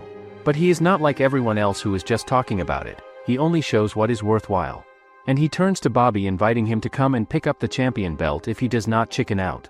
The show has begun and a beast with bronze skin comes out. Bobby, weighing 130 kilograms, is like a hero from a legend in the ring. The one who wants to win and the one who wants to defend his title. This is a fight between two giants for the championship title. Wyatt hits the ropes exhausted, and Bobby puts Wyatt's head in a headlock. He lifts him up into a delayed vertical suplex where the attacking fighter holds the opponent in an inverted position at the top of the arc for several seconds and falls back, sending the opponent to the floor hard. A devastated Wyatt loses, and it looks like his last match is just luck. Bobby does not let Wyatt come to his senses and picks him up again. It looks like he is about to throw it over his shoulder now. It looks like the match is nearing its end soon. Wyatt is completely exhausted from the beatdown. Suddenly some strange sounds are heard in the hall and the lights go out again. When the lights come on, two fighters wearing ram masks appear in the arena. Wyatt attacks the confused Bobby and Bobby barely manages to create a block. Masked fighters attack Bobby and a devastated Wyatt and two strangers attack Bobby together. Commentators are screaming that this is against the rules and why go that far with this. Juno watches what is happening with interest from backstage. A beaten Bobby sits in the corner and Wyatt has formed his team now. The audience feels furious and shocked, and because of the chaos caused earlier, the first match ends up being completely ruined and loses its meaning. After that, the next 3 matches take place without any problems and everything goes smoothly. Soon, it becomes time for the main event that everyone in the crowd has been waiting for throughout the whole night. Juno enters the ring while the audience cheers loudly and roars his name with excitement. Standing on the opposite side is Russell Hart, whose face clearly shows strong confidence that he will win the match. Juno thinks about how he has worked hard for weeks to make the show exciting and enjoyable for the audience that has been waiting so eagerly. At this point, there is no longer any need for words between the two of them. Both opponents simply stare at each other across the ring with threatening looks, showing that the real battle is about to begin. Juno immediately grabs Russell's arm and applies a submission hold on him tightly. He continues to hold his opponent's hand, lifts him up, and gives him acceleration with a sharp right blow to the jaw hard. Russell is thrown far away from Juno across the ring. He doubles over in pain from the impact. Juno does not give his opponent time to recover and attacks again with a kick to the head. Russell loses his bearings for a second and Juno continues his attack. He grabs Russell and throws him into the ring with all his might. As Russell lies down on the mat, Juno whispers that he is following the plan well. He climbs the ropes to make a dive onto Russell, who is trying to get to his feet. While Juno is still in the air, Russell suddenly attacks back. He catches Juno flying by the neck and pulls him down so that Juno slams his head into the floor with all his might. Now Juno lays motionless and Russell stands over him. Juno starts to get up, but Russell does not give him that chance and hits him with an elbow to the back of the head. He grabs Juno's leg and begins to try to carry out a submission move. Juno manages to free his leg and escape the hold. There is a fierce battle going on and the referee monitors the condition of both fighters. Slowly the referee tells Juno that he is told that Juno should prepare for a big blow. The judge says that Juno should get ready and he will tell Russell about the plan. Russell understands everything and is ready to act. The fighters again clasp hands in the center of the ring. Juno forcefully pushes Russell away from him. He goes for a knee strike on Russell, but Russell is able to slip behind Juno and grabs him by the ankle while jumping. Juno falls to the floor of the ring with all his might. The walls of the stadium shake from such a blow. Russell instantly takes control of Juno's leg and begins his final move. Juno tries to stop his opponent with his hand, but Russell blocks his hand. Then the lights go out again and Juno tells Russell that he can let him go. The stadium freezes in the darkness. Cena calls out to Cena and says that everything is ready. The same masked men run into the ring, and when the lights come back on, the commentator cannot find the right words to describe what is happening in the ring. It seems that Team Wyatt, who interrupts the first match, reappears in the ring and begins beating both Juno and Russell. The judge in a rage grabs the masked attacker by the shoulder and shouts that this cannot be done. He grabs the bully and leads him out of the ring, but defeated Wyatt jumps into the ring and knocks out the referee. His comrades continue to beat Russell and Juno, who lay motionless. With a strong blow, one of the attackers throws Juno over the ring ropes. Juno stands up and looks at the two bullies who are standing in the ring. Juno coughs and walks towards the exit. The spectators shouted for him to return immediately. He hears someone in the hall shout loudly that Juno should help Russell, who is alone with the bullies. Juno stops walking. This is the ending they accept, where Wyatt suddenly appears as the villain and a change of roles. A scenario where two enemies recognize each other and fight against a larger enemy. The beginning is when Juno saves Russell from defeat at first. Juno needs to look confused. Boy Kim shouts to the whole room that Russell should not be left in danger. Juno approaches the boy's father and asks if he would mind if Juno borrowed his chair. The man immediately agrees and Juno takes the chair and tells the boy to never do what Juno is going to do now. While Juno runs away from the ring, Russell takes the blows on himself alone. No one can stop the three guys from attacking. One of the strangers again delivers a strong blow to Russell's head. Wyatt runs up to the prone Russell and begins kicking him. He pushes Russell into the corner of the ring and kicks him in the chest with all his might. Someone from behind calls out to the masked man and taps him on the shoulder. The bully turns around and gets hit hard with a chair by Juno. The man bends over and grabs his head from the blow. The next blow knocks him to the floor hard. The second masked bully rushes at Juno, but he meets him with a chair to the stomach. Having dealt with the two hooligans, Juno goes to Wyatt, who tries to escape. He jumps the ropes and ends up outside the ring. Juno hands Russell a chair. The hall roars joyfully. They stand side by side and look at Wyatt, who realizes that his business is bad and grabs his head, but the guys look at him and realize that everything works out. Reporters are discussing the show and saying that wrestling has become very interesting. Wyatt becomes the villain and finally shapes his role, and Juno and Russell become a team after the battle. It looks like the two of them will form their own team. A common practice to boost the popularity of newcomers. Perhaps in tomorrow's show Juno and Russell will team up. Baku is very pleased with this report and Juno says that now they will do the complete opposite. Next day of the weekly GCW broadcast, today's report is about the physical strength of the wrestlers on the show. Wyatt says everyone should take his side. They will get rid of everyone who stands in his way, and he will become the king of the ring. His team takes off their masks. Bobby comes into the ring and shouts that they steal his championship belt. Wyatt mockingly says that he is ready to listen to the poor boy. Bobby yells that Wyatt does what he hates most. He takes someone else's property, and this is wrong. Bobby beats anyone he does not like, but he does it honestly, so he pretends to be innocently offended. The spectators look at the ring with interest. Wyatt raises his belt in motion for Bobby to rise and begin the battle. Bobby says he is not alone now. There are two other guys who really want to fight Wyatt. He calls Juno and Russell to come out. No one comes out and Wyatt laughs at this time. Juno and Russell roll into the arena and fight with each other. Russell takes Juno to the floor and starts punching him. Bobby tries to attract the guy's attention to him in the ring. Wyatt is dying of laughter, and Bobby does not understand how this can be. He shouts at the guys who are ready to tear each other apart what they are doing. Bobby pulls the fighting guys apart. Juno threatens Russell that he will kill him. Bobby shouts that the guys promise him that they would beat Wyatt together. Juno is yelling that he does not need anyone to beat Wyatt, and they leave the stage. The match is interrupted, and the scandal continues behind the scenes as Russell yells what Juno says about not wanting to deal with someone as low level as Russell. After the broadcast ends, the guys praise Bobby's acting skills. He has such a confused face that everyone believes him. Harley comes into the room and says that today the organization arranges a match with the teams. Russell and Juno are against it, but Harley says that is what audiences want. Commentators say that the date for the match between Juno, Russell, Bobby and Wyatt will be announced later, but now it will be a battle between Wyatt's team and the Kings of Lucha, a Mexican style of professional wrestling. The Lucha Kings walk into the arena and promise Team Wyatt that they will be gentle in the ring. The Lucha Kings, even with 10 years of experience, are not in the top, but Andrade and Kalisto are very talented wrestlers. Juno runs up to Cena and Eddie, who are nervous before the performance. He says that there is no need to worry, just follow the example of your opponents and play along. He wishes them good luck in their debut fight, and then the match begins. The Lucha Kings come to GCW to train the younger generation. Eddie grapples with Andrade. Andrade is thrown back by a powerful force. He tries to hold on, but his shoulders touch the floor. The referee starts counting, but Andrade arches and lifts his shoulders. He commands Eddie to relax a little, and Eddie lifts him onto his shoulders, and Andrade sits on Eddie's shoulders and says he will give the signal. Eddie's welcome powerbomb, in which a fighter lifts an opponent onto his shoulder and throws him forcefully to the floor. Eddie throws Andrade into the ring, but Kalisto rushes to his friend's rescue, and Cena comes to Eddie, and Kalisto charges at Cena, but he pulls him off of him and climbs into the ring. He thinks Cena will be pinned down a lot, but the guy holds up well. Cena is ready to counter Kalisto's attack and takes him down with his arm. Following the script, the Lucha Kings are crushed by the double-team shock slam. So, Eddie and Cena manage their debut match with the support of their teachers. The first match ends in victory for the Wyatt team. The second match features Russell and Juno, and their rivals are the Street Times. Their role is the same as the Lucha Kings. They are trying to help the new generation of wrestlers in the spotlight, of course Juno. The result of this match is supposed to be a complete victory for Juno and Russell. However, as the match progresses, their anger gets the better than them. Russell reproaches Juno for ignoring him. Juno says it is clear why they quarrel constantly.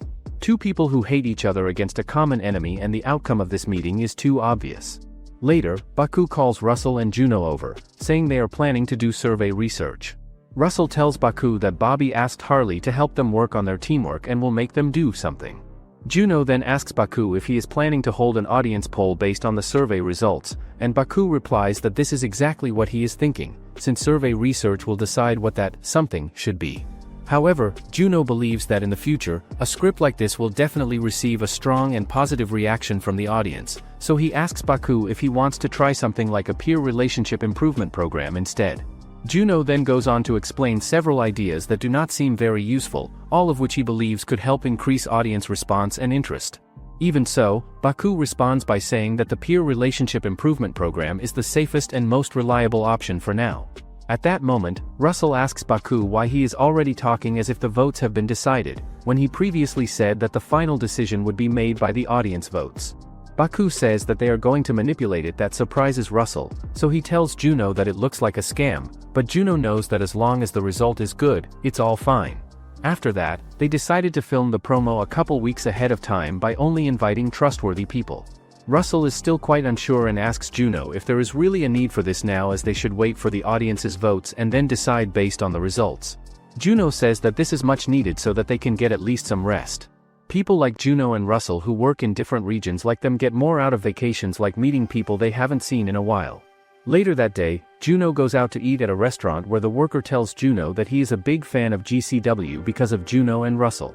Juno then asks the guy who is his favorite, so he tells him that he really likes Juno, who always shows them a great show.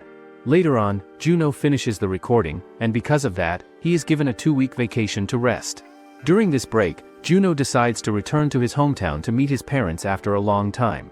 However, things do not go the way he plans at all, because his father beats him badly after seeing him and thinks that Juno looks too skinny and unhealthy. In the past, Juno left home as soon as he became an adult because he wanted to prove that his own path in life was the right one to choose. After going against his parents' wishes, he ran away from home and did not contact them at all, but when he thinks back on it now, he realizes that living like that was a terrible thing to do. Later, Juno's parents serve him the biggest and most expensive piece of meat they can possibly find, because they want him to eat as much as he can and regain his strength.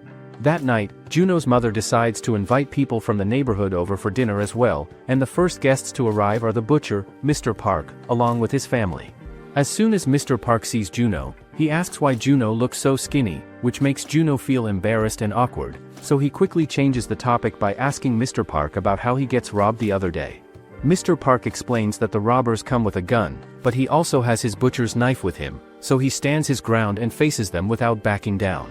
Just then, a few kids from the neighborhood come up to Juno and ask him to sign autographs for them, saying that they are his big fans and want to grow up to be like him someday. Juno tells them that if they really want to be like him, they need to learn wrestling properly from the very basics, and he asks them if their school has a wrestling team. One of the kids answers that the place is currently being controlled by Michael's crew, and those guys keep causing trouble and bothering other people. After hearing this, Juno tells them that instead of fighting unfairly, they should join the wrestling team and defeat them the right way, fair and square, through proper matches. Juno then spends the next 2 weeks staying with his family and enjoying his time at home with them. After the break finally comes to an end, Baku visits Juno to pick him up and casually asks if he enjoys his vacation and gets enough rest during that time. Not long after that, Juno arrives at the gym, where he meets Russell and Cena again after being away for a while. Juno even brings gifts for both of them, and the presents turn out to be bracelets that are comfortable to wear while sleeping. Juno then asks Russell if anything special or important happens while he is on his break, but Russell tells him that their last promotion receives more than 50,000 audience votes. Russell also explains that he is going to face Cena in this week's show, and Juno's role is to step in and help him when the Wyatt family comes in to interrupt the match. After saying this, Russell tells Juno that he and Cena are trying to prepare seriously for the match, but he wants to hear Juno's opinion about their practice.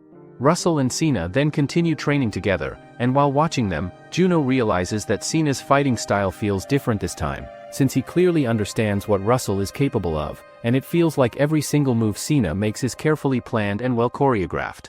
While Russell leads, he also makes sure that Cena is able to show off his strength wherever it seems to fit. While watching the practice, Juno thinks that both of them have improved a lot compared to before, and he feels slightly proud seeing their progress.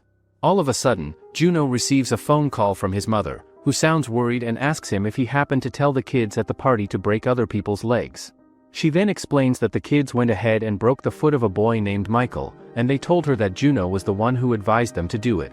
Juno becomes completely shocked after hearing this and quickly tries to explain to his mother that he never meant anything like that and that he only told them those words as part of self-defense advice.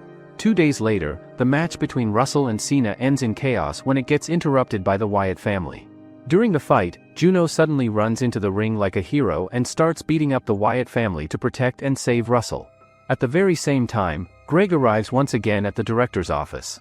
Russell then admits that in the last match Juno helps him out, but Juno asks him if that is all he wants to say to him right now. He asks Russell to say that he should be at least crying with his head down or doing something emotional like that, but Miss Shelby says that it is much better to see him acting like this instead. Miss Shelby is the professional who is in charge of the Partnership Improvement Program, and she is the character that is being acted out by Rebecca Watson in the show. Miss Shelby then says that she does not think she is needed here anymore with them, but the boys say that they actually do need her to stay around. Juno thinks to himself that during his past life Miss Shelby does way better than they all expect her to do in this role.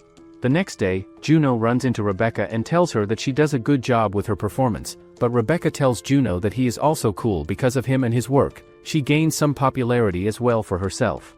Juno then offers her a drink, saying that it is her that does well here with everything. Rebecca Watson is a British actress, and due to her good looks and appearance, many people are interested in her. And more importantly, she is very passionate and has a strong desire to be successful in this industry. In his past life, Rebecca is a little clumsy with her techniques, and there is even an accident during one of the matches where she breaks her neck badly. Juno keeps on staring at her while she drinks her cola, thinking to himself that in his past life she is someone with way more potential than someone like him, and if he gets a chance, he should definitely teach Rebecca some important techniques. Juno then tells her that if she ever needs anything at all, He can help with things like practice sessions, so Rebecca says that she is actually looking forward to it a lot. Just then, a guy comes over and informs Juno that the director is looking for him right now, and not only is he looking for him, but he is also looking for Russell as well. Juno wonders why he would call him Russell when he checked all the work over by Baku, but he still believes that something is weird, as there might be a special reason behind it. Sometime later, Juno and Russell enter the director's office to find out that Greg Hart is actually there. Seeing him, both of them are completely stunned and wonder what he is doing here. Juno quickly extends his hand to greet him, saying he is Juno who works at GCW, but Greg says that he knows about him as he heard he is a prominent and problematic child. Greg then says that he cannot simply ignore someone like Juno, especially since Juno's amateur chant has even spread all the way to the main stage. Greg explains that he has actually faced many problems because of Juno's actions, so he apologizes to him honestly, but at the same time, Juno believes that he has also caused trouble for the main guy and now has to accept and face the results of what he has done.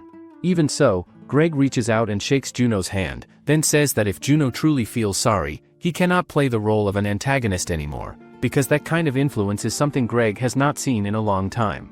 Greg then tells Juno that he is leaving his nephew, Russell, in Juno's care and trusting him with that responsibility. After that, Greg explains that he was supposed to be on vacation, but he comes here because there is something very important he needs to handle, and that important person is Juno, since he wants to work with him.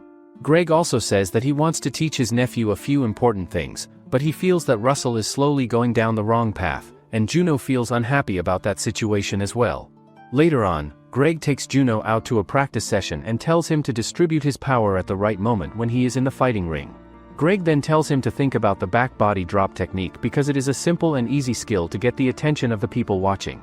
Greg then shows the skill by pushing Juno towards the rope, and as he runs back towards Greg, he just bends down a bit and throws Juno high up in the air, and then he gets smashed hard on the ground below. Juno thinks to himself that he feels like he is getting sucked in right before he is thrown into the air, but then he tells Greg to try it one more time with him.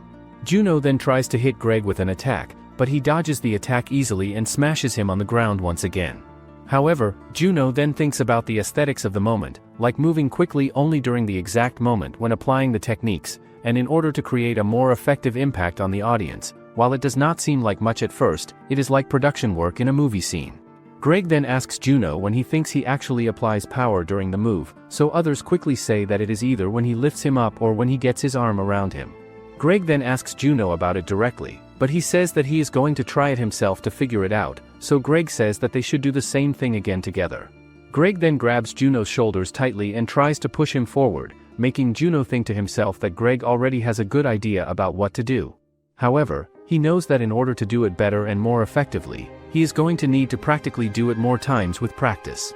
He then pushes Juno to the ground with force, but Juno tries his best to resist it with all his strength, and then he manages to smash Greg on the ground instead. Juno then asks him how it is and if he likes the way he does it, but Greg does not believe at all that Juno actually manages to smash him on the ground like that. Greg then says that the moment he still is way too long, and he needs to make it such that the opponent cannot even feel it happening, and that way it does not look off or awkward either to the audience. Juno adds on to that by asking why it is easier for him to ease into the fall smoothly, so Greg says that it has to do with the subconscious mind as his body is doing it instinctively without even thinking about it. Afterward, Greg asks Juno what he thinks is the most important thing here in this technique, so he says that it is just falling properly as he thought it was something really important to master. Later that day, Greg meets with the director in his office and tells him that everyone else on the roster needs a lot of improvement in their skills. He says that Husky needs a whole lot of improvement the most as he really needs to lose some weight from his body. In the end, Greg tells director that once this tag team is over, he wants to take Juno with him. Greg then reveals that the real reason he comes here is to carefully observe Juno himself and see what kind of person and performer he truly is, but the director points out that if Greg takes Juno away, then Russell will end up being placed in a very uncomfortable and difficult situation. However, Greg responds by saying that if his nephew ends up collapsing or failing because of this situation, then that simply shows the true limit of how far his talent can really go. He also explains further that the main ring is full of politics, and if Juno starts receiving even a small amount of unwanted attention, Greg will immediately stops everything without hesitation. The director believes that out of all the different areas currently growing within GCW, Juno stands at the center of it all, and if they continue with the current storyline, they can build a powerful and impressive story that can easily last for at least an entire year. After thinking this through, the director calls Juno to ask for his thoughts and opinion on the matter, but Juno immediately responds by clearly saying that he is going to decline the offer without any hesitation.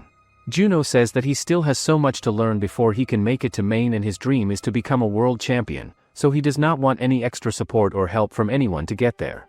It turns out that getting onto Maine is not Juno's real goal, but his actual goal is to create a stable career within this wrestling field, build up a strong image for himself, and be successful in the long run.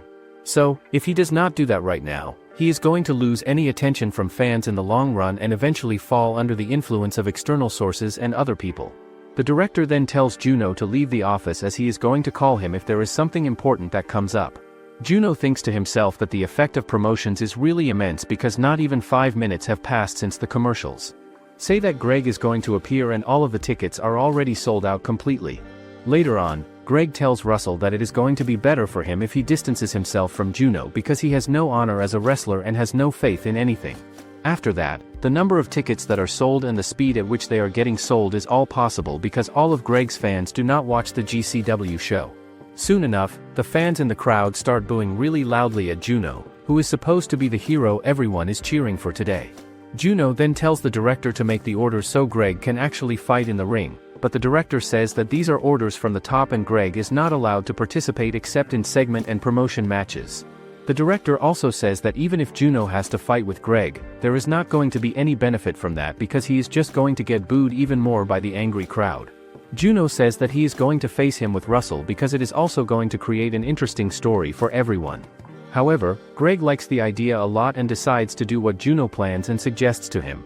Afterward, all three of them get to the stage where Juno makes fun of Greg, saying that the reason he gets here is because he is looking for a successor as he is getting really old now.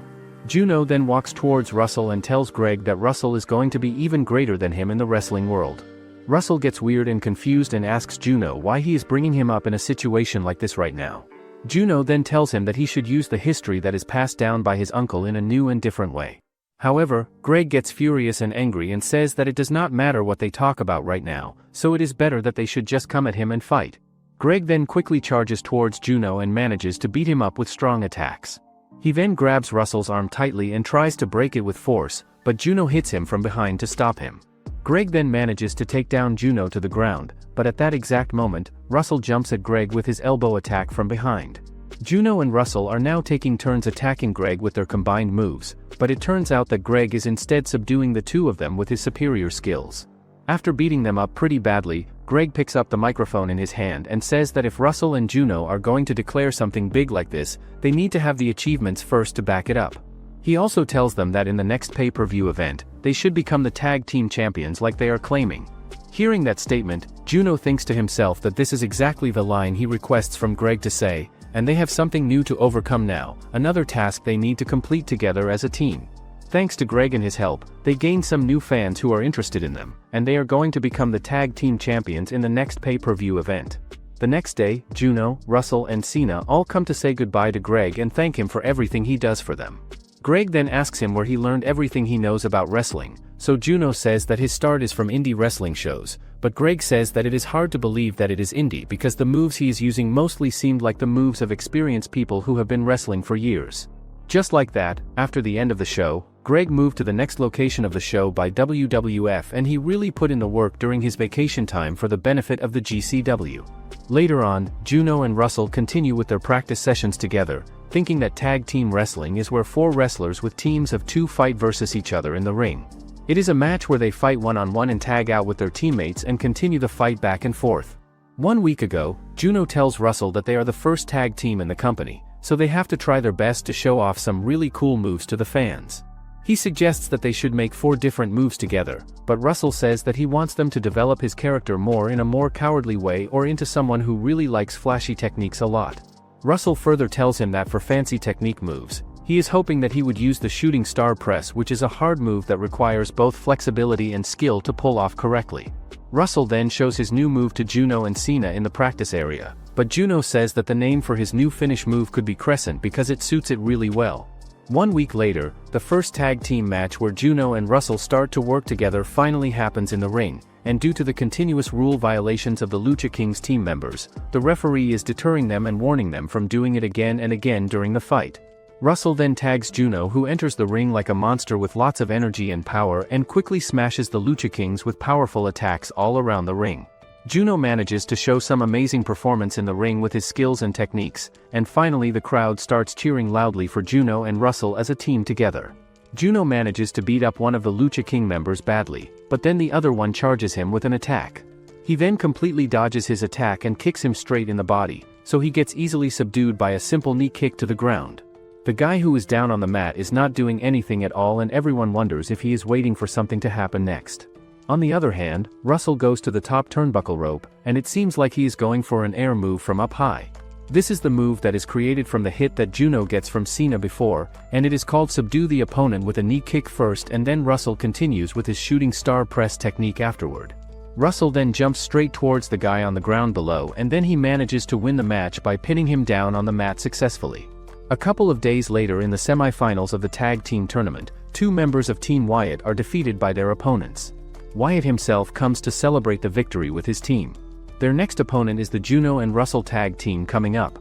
The next match will be interesting to watch because everyone wonders if Juno and Russell will be able to defeat these monsters in the ring. Baku tells the match participants that their match time is 30 minutes long. This is a match from impressive newcomers, and the winning team will earn the right to challenge the defending champions of GCW for the belts. The goal of the match is to get 3.5% of spectators watching. On match day, the arena is filled with more than 20,000 people sitting on standing ground everywhere. Wyatt's team enters the ring wearing their masks proudly, and Russell gets into the ring, and his partner is Juno. The hall explodes with shouts of their team name over and over again. The match began with intensity. Russell and the opponent stand in different corners of the ring, and at the same time they launch an attack at each other. Juno and Cena stand outside the ring watching. Russell gets elbowed by Eddie hard. At the same time, Russell kicks Eddie in the leg in response. Eddie falls from the kick. Russell lands a precise kick to the legs again. Russell grabs Eddie's ankle and starts applying a submission hold onto him. The capture is excellent and tight. Eddie breaks free from the hold with force. What impressive strength he has to escape. Russell loses his balance and falls to the mat. Cena jumps into the ring and hits Russell as hard as he can from behind, and it's an amazing teamwork from Cena and Eddie because they do not let Russell breathe or recover. Cena grabs Russell's hand and throws him onto the ropes hard. Russell screams in pain from the impact. Russell pushes off the ropes and attacks Cena running at him. Cena runs towards him in response. The fighters collide in the middle of the ring with force. The two of them knocked each other back on the cross line from the collision. They must have taken a lot of damage from that. They both go to their respective corners slowly. It looks like they need a replacement tag partner now. Russell crawls weakly towards Juno's hand, trying to reach him for the tag. Juno hurries him to move faster. Wyatt's team is the first to change fighters successfully. Eddie rushes to the ring quickly. Russell's position becomes dangerous without help. But Russell manages to switch and tag Juno in time. Eddie meets Juno's knee strike to the face, and Eddie tips over and falls to the mat. Juno grabs Eddie and throws the stronger and larger opponent far away from himself easily. Without giving Eddie time to recover at all, Juno quickly approaches him and pins his shoulders to the floor for the count. The judge starts counting the pin, but the lights in the hall go out suddenly. When the lights come on again, Wyatt is standing in the arena menacingly, and all the fighters are lying on the floor exhausted from an attack. Russell, who is outside the ring, loses consciousness from something. Even the judge loses consciousness on the mat. Now he will not be able to disqualify the bully Wyatt for interference. Wyatt commands Cena to finish off his opponents right now. Cena runs up to Juno, and he whispers to Cena to act more gently with the moves. Afterward, Team Wyatt lifts Team Juno and Russell onto their shoulders together. They are now using the technique that Juno created in training before. It is as if two glasses collide with each other in a toast. An interesting technique where you can hit two opponents at once at the same time. The spectators freeze in horror at the impact as Juno, lying on the floor, thinks that despite the fact that the trick is performed perfectly, it is very painful to take. This is some kind of extraordinary skill they have. Team Wyatt overwhelms Juno and Russell with their powerful and monstrous skill in the ring. Juno and Russell cannot stand it anymore, and they both end up outside the ring from the beating. Bobby walks into the arena and shouts that he has waited so long to meet Wyatt. Bobby immediately attacks Wyatt, not allowing him to come to his senses or defend. He throws Wyatt to the floor and starts beating him relentlessly. He punishes the match violator flawlessly with strikes. Wyatt just covers himself with his hands, trying to protect his face. Wyatt is hopelessly defeated, and his team is at a loss for what to do. Russell and Juno come to their senses and pull Eddie and Cena out of the ring by their legs to stop them. The audience cheers and shouts endlessly for Juno and Russell's team name over and over. Russell and Juno stand in the ring again as the crowd cheers for them. Bobby drags Wyatt backstage, and when the interference is eliminated, the match continues on. Juno and Russell inflict enormous damage on their opponents with their moves, but Eddie grabs a chair and runs at Juno while he is fighting with Cena. Eddie hits him from behind with a chair hard, and then Cena attacks him with a knee to the face right after. The fight is already outside the ring now, and Juno is attacked from two sides at once. Juno suddenly rises from below and grabs both opponents and holds them down in place. Jumping from such a high crescent position is like risking life with danger. Russell seems frozen in midair during the jump. This technique is only possible if all team members have great trust in each other to execute. Russell lands on the team of Wyatt with the move, and Juno catches him safely after. The commentator screams about Russell's dizzying crescent move. At this time, the judge regains consciousness and begins the countdown for the pin. The match ends in victory for the Juno and Russell team. In the locker room, Juno asks Baku if the match is worth the advertising costs they spend. He replies that the match is amazing and justifies everything they invest. At this time, the employee brings in today's ratings for the show to review, and the best rating of 32% is when Greg is on the show before. A guy then walks towards a hotel room and knocks on the door of the room, and Greg Hart answers it from inside. The receptionist says that Mr. Greg receives an urgent fax from someone named Juno. Greg thanks the receptionist and showers him with compliments, saying that he is a passionate fan of Greg Hart. The sounds of a fight are heard from the next room over. The wrestlers find out who should shine brighter during the match coming up. It often happens that wrestlers fight over who will be better accepted by the public and fans. While most of the fighters in the GCW are friends with each other, the WWF is a battleground in which it is difficult to survive and succeed. Juno sends Greg the rating of the last match. It amounts to 4.1% viewership. This is the highest rating they get so far. Juno goes into the gym room and meets Russell there working out. Russell is in great shape, and he surpasses his star uncle in skills. All they have to do is become tag team champions next. They are called by two wrestlers named Montez and Angelo from the Street Times team. These are experienced wrestlers who enjoy causing chaos during their matches for entertainment. They are the current GCW tag team champions holding the belts.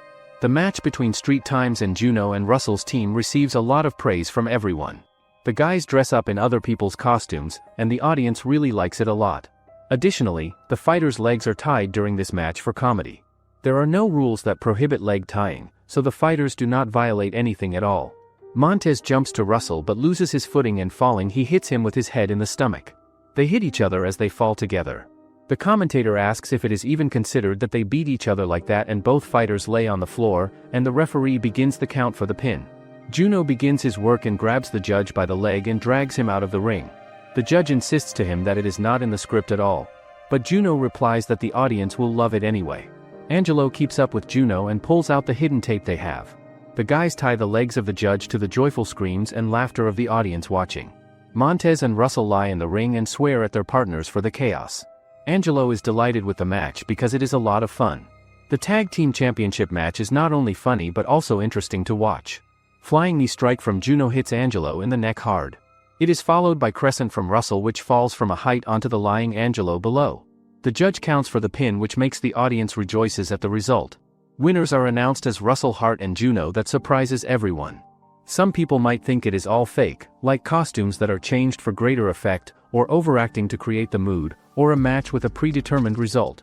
And then everything related to planning, like cinema or theater, can also be called fake too. But everything the guys show to the public is real effort and skill. Juno and Russell become the best fan favorite team in the GCW, and this is the first of many belts that Kim Juno is going to earn. Two older men are discussing the match and saying it is good entertainment. They say that a character like Juno will add flavor to the team, but there is one problem: that he is too close to the younger Hart family member. One of the men says that they should not worry about the Hart family and he will bring Juno to the team anyway. Baku listens as Juno is told that t-shirt sales are going through the roof and his salary is $50,000 now. The older man tells Juno that this is very little for such a fighter like him, and he deserves better compensation. This man is Triple H, a figure who controls not only the WWF's past and present but also its future direction. Juno thinks that if he goes to Triple H, it will definitely give him a chance to succeed even more. Triple H invites Juno to work with him on his team. Juno thinks about it carefully. He wants to make the GCW he calls home a better place for everyone.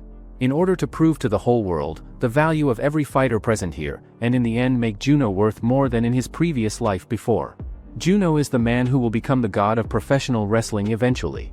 Afterward, Russell is lying in the ring, and Juno tries to lift him up carefully as he yells that Russell is an idiot and overdoes it and asks did something really bad happen to him during the fall. Russell opens his eyes and asks Juno not to be an idiot about it. Juno carries the injured Russell backstage in his arms, but Russell, holding back his laughter, quietly asks Juno to marry him as a joke. Juno really wants to throw Russell on the floor with all his might for that comment. Baku shouts in delight that the ratings are growing well, t-shirts are selling fast, and Juno and Russell's team is the best team they have. He says that the guys are the kings of capitalism who can do anything for money and success. A few weeks ago, Triple H told Juno that he does not want to disparage GCW, but WWF is a better place for him to be. He says that Baku and Harley should understand what is best for Juno and think about his offer seriously. Harley tells Juno that this is a good opportunity for him to advance. But Juno replies that he should not rush into it without thinking. The next issue he and Harley are deciding is how to get permission from the authorities to increase the capacity of the show by 2,000 seats by renting a large stadium space. Harley says management decides to look into the matter if ratings rise to 10% viewership. At the moment the rating is 6% only. Juno thinks about it, wondering how to gain other 4% more. Harley says he has a plan involving betrayal, bloodshed, and violence, and such a scenario will only target adults watching. Juno replies that he has another plan instead, a show that families will watch together. That is what business needs. This is necessary in order to revive the era of all generations of fans. There is a period in professional wrestling when wrestlers with bad guy images retire from the scene. At that time the victory of good over evil begins to triumph in the ring, and children can watch the show safely. And this time is called the age of all generations of viewers. Cena becomes one of its representatives in the future. Harley says he will let the wrestlers think about what the new scenario will look like going forward. The guys begin to create an image working as hard as they can, creating regional championships, congratulating children on their birthdays, attracting celebrities, and more activities. Juno is in the ring to welcome the state of Georgia fans. Ordinary workers joyfully greet the wrestling fighters in the ring with cheers. The number of spectators is constantly growing week by week. In addition, GCW announces an additional recruitment of fighters, and those who pass the casting join them on the roster. It is surprising for Juno to see Adam among the newcomers, who immediately attack Juno and call him an arrogant brat. Turns out, Adam Silverland is the friend Juno has been with since he left home. The one who deceives and bullies Juno after his professional debut in his previous life timeline. Adam wants all the attention to be on him right now. He shouts that Juno is an Asian guy and punches him in the face hard. Juno does not forget that this guy gives him a laxative sandwich back then. Adam yells that Juno does not think he is popular enough and he will kill him for that insult. He demands that Juno tell his superiors to give Adam a promotion at once. The question comes from behind, asking what is going on here. All the wrestlers gather in the locker room to see. Eddie asks Adam if he is a newbie who just arrived today, but Sheamus asks if he is crazy for attacking someone. Currently, Baku enters the locker room and tells Juno that they need to resolve important issues together. He pushes Adam away with his hand in passing. He tells Bobby to take care of the new guy, and Bobby immediately gets down to business with him. Adam realizes that life is not going to be a success here. Later that day, the director holds a meeting where it said that GCW gradually begins to reduce the level of violence in the show and is preparing a new family show for everyone. On this show they begin to make the wishes of sick children come true as a special feature. Willie dreams of meeting Bobby Ashley and they meet in person. Willie also meets Cena, and this meeting is very joyful for the child to experience. Willie wants to perform in the ring, and his wish comes true when they let him. He hits Wyatt with all his might and Wyatt screams in pain and he falls into the ring pretending to be hurt. Everyone screams that Willie knocks out Wyatt with his powerful attack.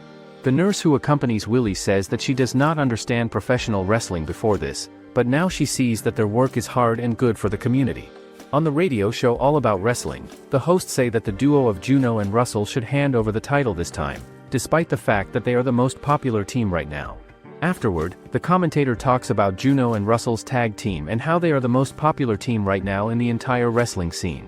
On top of that, there is also going to be a match in a place with 10,000 seats available in the pay-per-view event, but the other commentator asks if there will be a problem if they split up as a team. The commentators then decide to bring up a story about a GCW player who dies shortly after appearing on the show at the young age of 6 years old. The boy's name is Willie, and his parents thank Juno for giving his son a good memory before he passes away. Willie is not in a good condition from the beginning of his life, and they say he closes his eyes really comfortably after achieving his dream of meeting his hero. After a while passes, Juno returns to his daily life and thinks that he should slowly disband the tag team with Russell, and only then can the show develop and grow into something bigger. However, if he does that right now, it will be like betraying Willie and trampling on the dreams and hopes of young fans everywhere. Juno and Russell continue to win matches together as a team, and the total number of audience members is now 10,384, and the media praises their success a lot, and the upper-level management has begun to pay attention to the commerciality of GCW now. Later on, the director holds a meeting with everyone and informs everyone that he has one piece of bad news and the good news to share. The director says that there has been an order to move the stadium location from next week because their stadium can only accommodate 1,000 people, and they need a larger stadium with 2,000 people capacity for the growing crowd. For the bad news part, the director says that they want Juno to come up to the main roster soon. Hearing that, everyone gets surprised, but the director says that the WWF's current director directly gives the order, Loidas, but Juno thinks to himself that it is not him but Triple H who is the guy behind all of this decision. Juno further thinks to himself that he does not know what the management of the affiliated organizations is planning right now, but with Willie, Russell, and Triple H, it is a situation where they cannot easily choose one person over the others. Just then, Juno receives a text message from Ebony who calls him to come to the bar to meet her. Juno then goes to the bar for the first time in a while, as he goes to a bar like this quite a lot in his past life before. Ebony then asks Juno why he not visits the orphanage to meet with other kids as well like he does with Willie before, but Juno says that the kids might get scared of him. Moving forwards in their conversation, Ebony asks Juno about his and Russell's tag team disbanding news that is going around, but Juno asks how she knows about that news, so she says that it is because her daughter really likes watching them perform together. 2 weeks later, an accident happened that no one expected as Juno made every child in Georgia cry. Afterward, Juno says that he is now main event, a fighter who competes in the main match at the end of the show, but there is one reason why Juno cannot be called the main star of this event yet. This reason is the tag team partnership, because there is an opinion that performers participating in teams cannot perform alone successfully. The audience expects that the guys will soon disband the team together. The whole question is how they will do it, whether they will become enemies or will they shake hands and calmly go their separate ways peacefully. Baku meets Juno and says that his superiors are putting pressure on him about the storyline. Juno replies that he needs a push to betray Russell in the story. Baku replies that there is still time because not everything is spelled out in the script yet, and he says that he will convey all of Juno's wishes to the writers and management for consideration. For the first time, the weekly GCW show is held in a stadium with 2,000 seats capacity. A tag team championship match happens between the duo of Juno and Russell against Team Wyatt. The guys perform at a faster pace than usual to keep the crowd engaged. Juno grapples with Cena at first, and the match is full of aerial moves and sudden finishes that excite everyone, and that is when Russell wants to perform his finishing move from the top rope. He slips on the rope and is surprised, he turns over in the air awkwardly, and he falls into the ring hard. Juno turns away from Cena and stares at the prone Russell on the mat. Russell cannot get up from the impact. The spectators freeze in alarm at what happens. What happened to him, and no one in the ring can understand what just happens. Cena asks what happened to Russell, but Juno strikes Cena with a chop, and oblique blows to the opponent's chest with a reverse upward motion. The commentators shout that even though Juno's partner is injured, Juno does not care and attacks his opponent anyway. Cena asks what Juno is doing, but he continues to fight hard. He whispers to Cena that he is going to change the show's script right now, and he tells Cena and Eddie to get together and defeat him instead. There are no more than 10 minutes left until the end of the show, and this is enough for the guys to prepare for a counterattack. Harley sees what is happening and says that since Russell is injured, what Juno is doing is the only option they have. Cena hits Juno with a big knee strike to the body, and commentators say that Juno cannot cope without Russell by his side. Even Eddie, who is standing outside the ring, jumps out and attacks Juno as well. At this time, doctors carry Russell away on a stretcher because the injury is serious. How far do you think Juno can go in the WWF with Russell by his side? Comment wrestling if you want to see their rise to the top in the next series. Make sure to like and subscribe the channel for more sports manhwa recaps.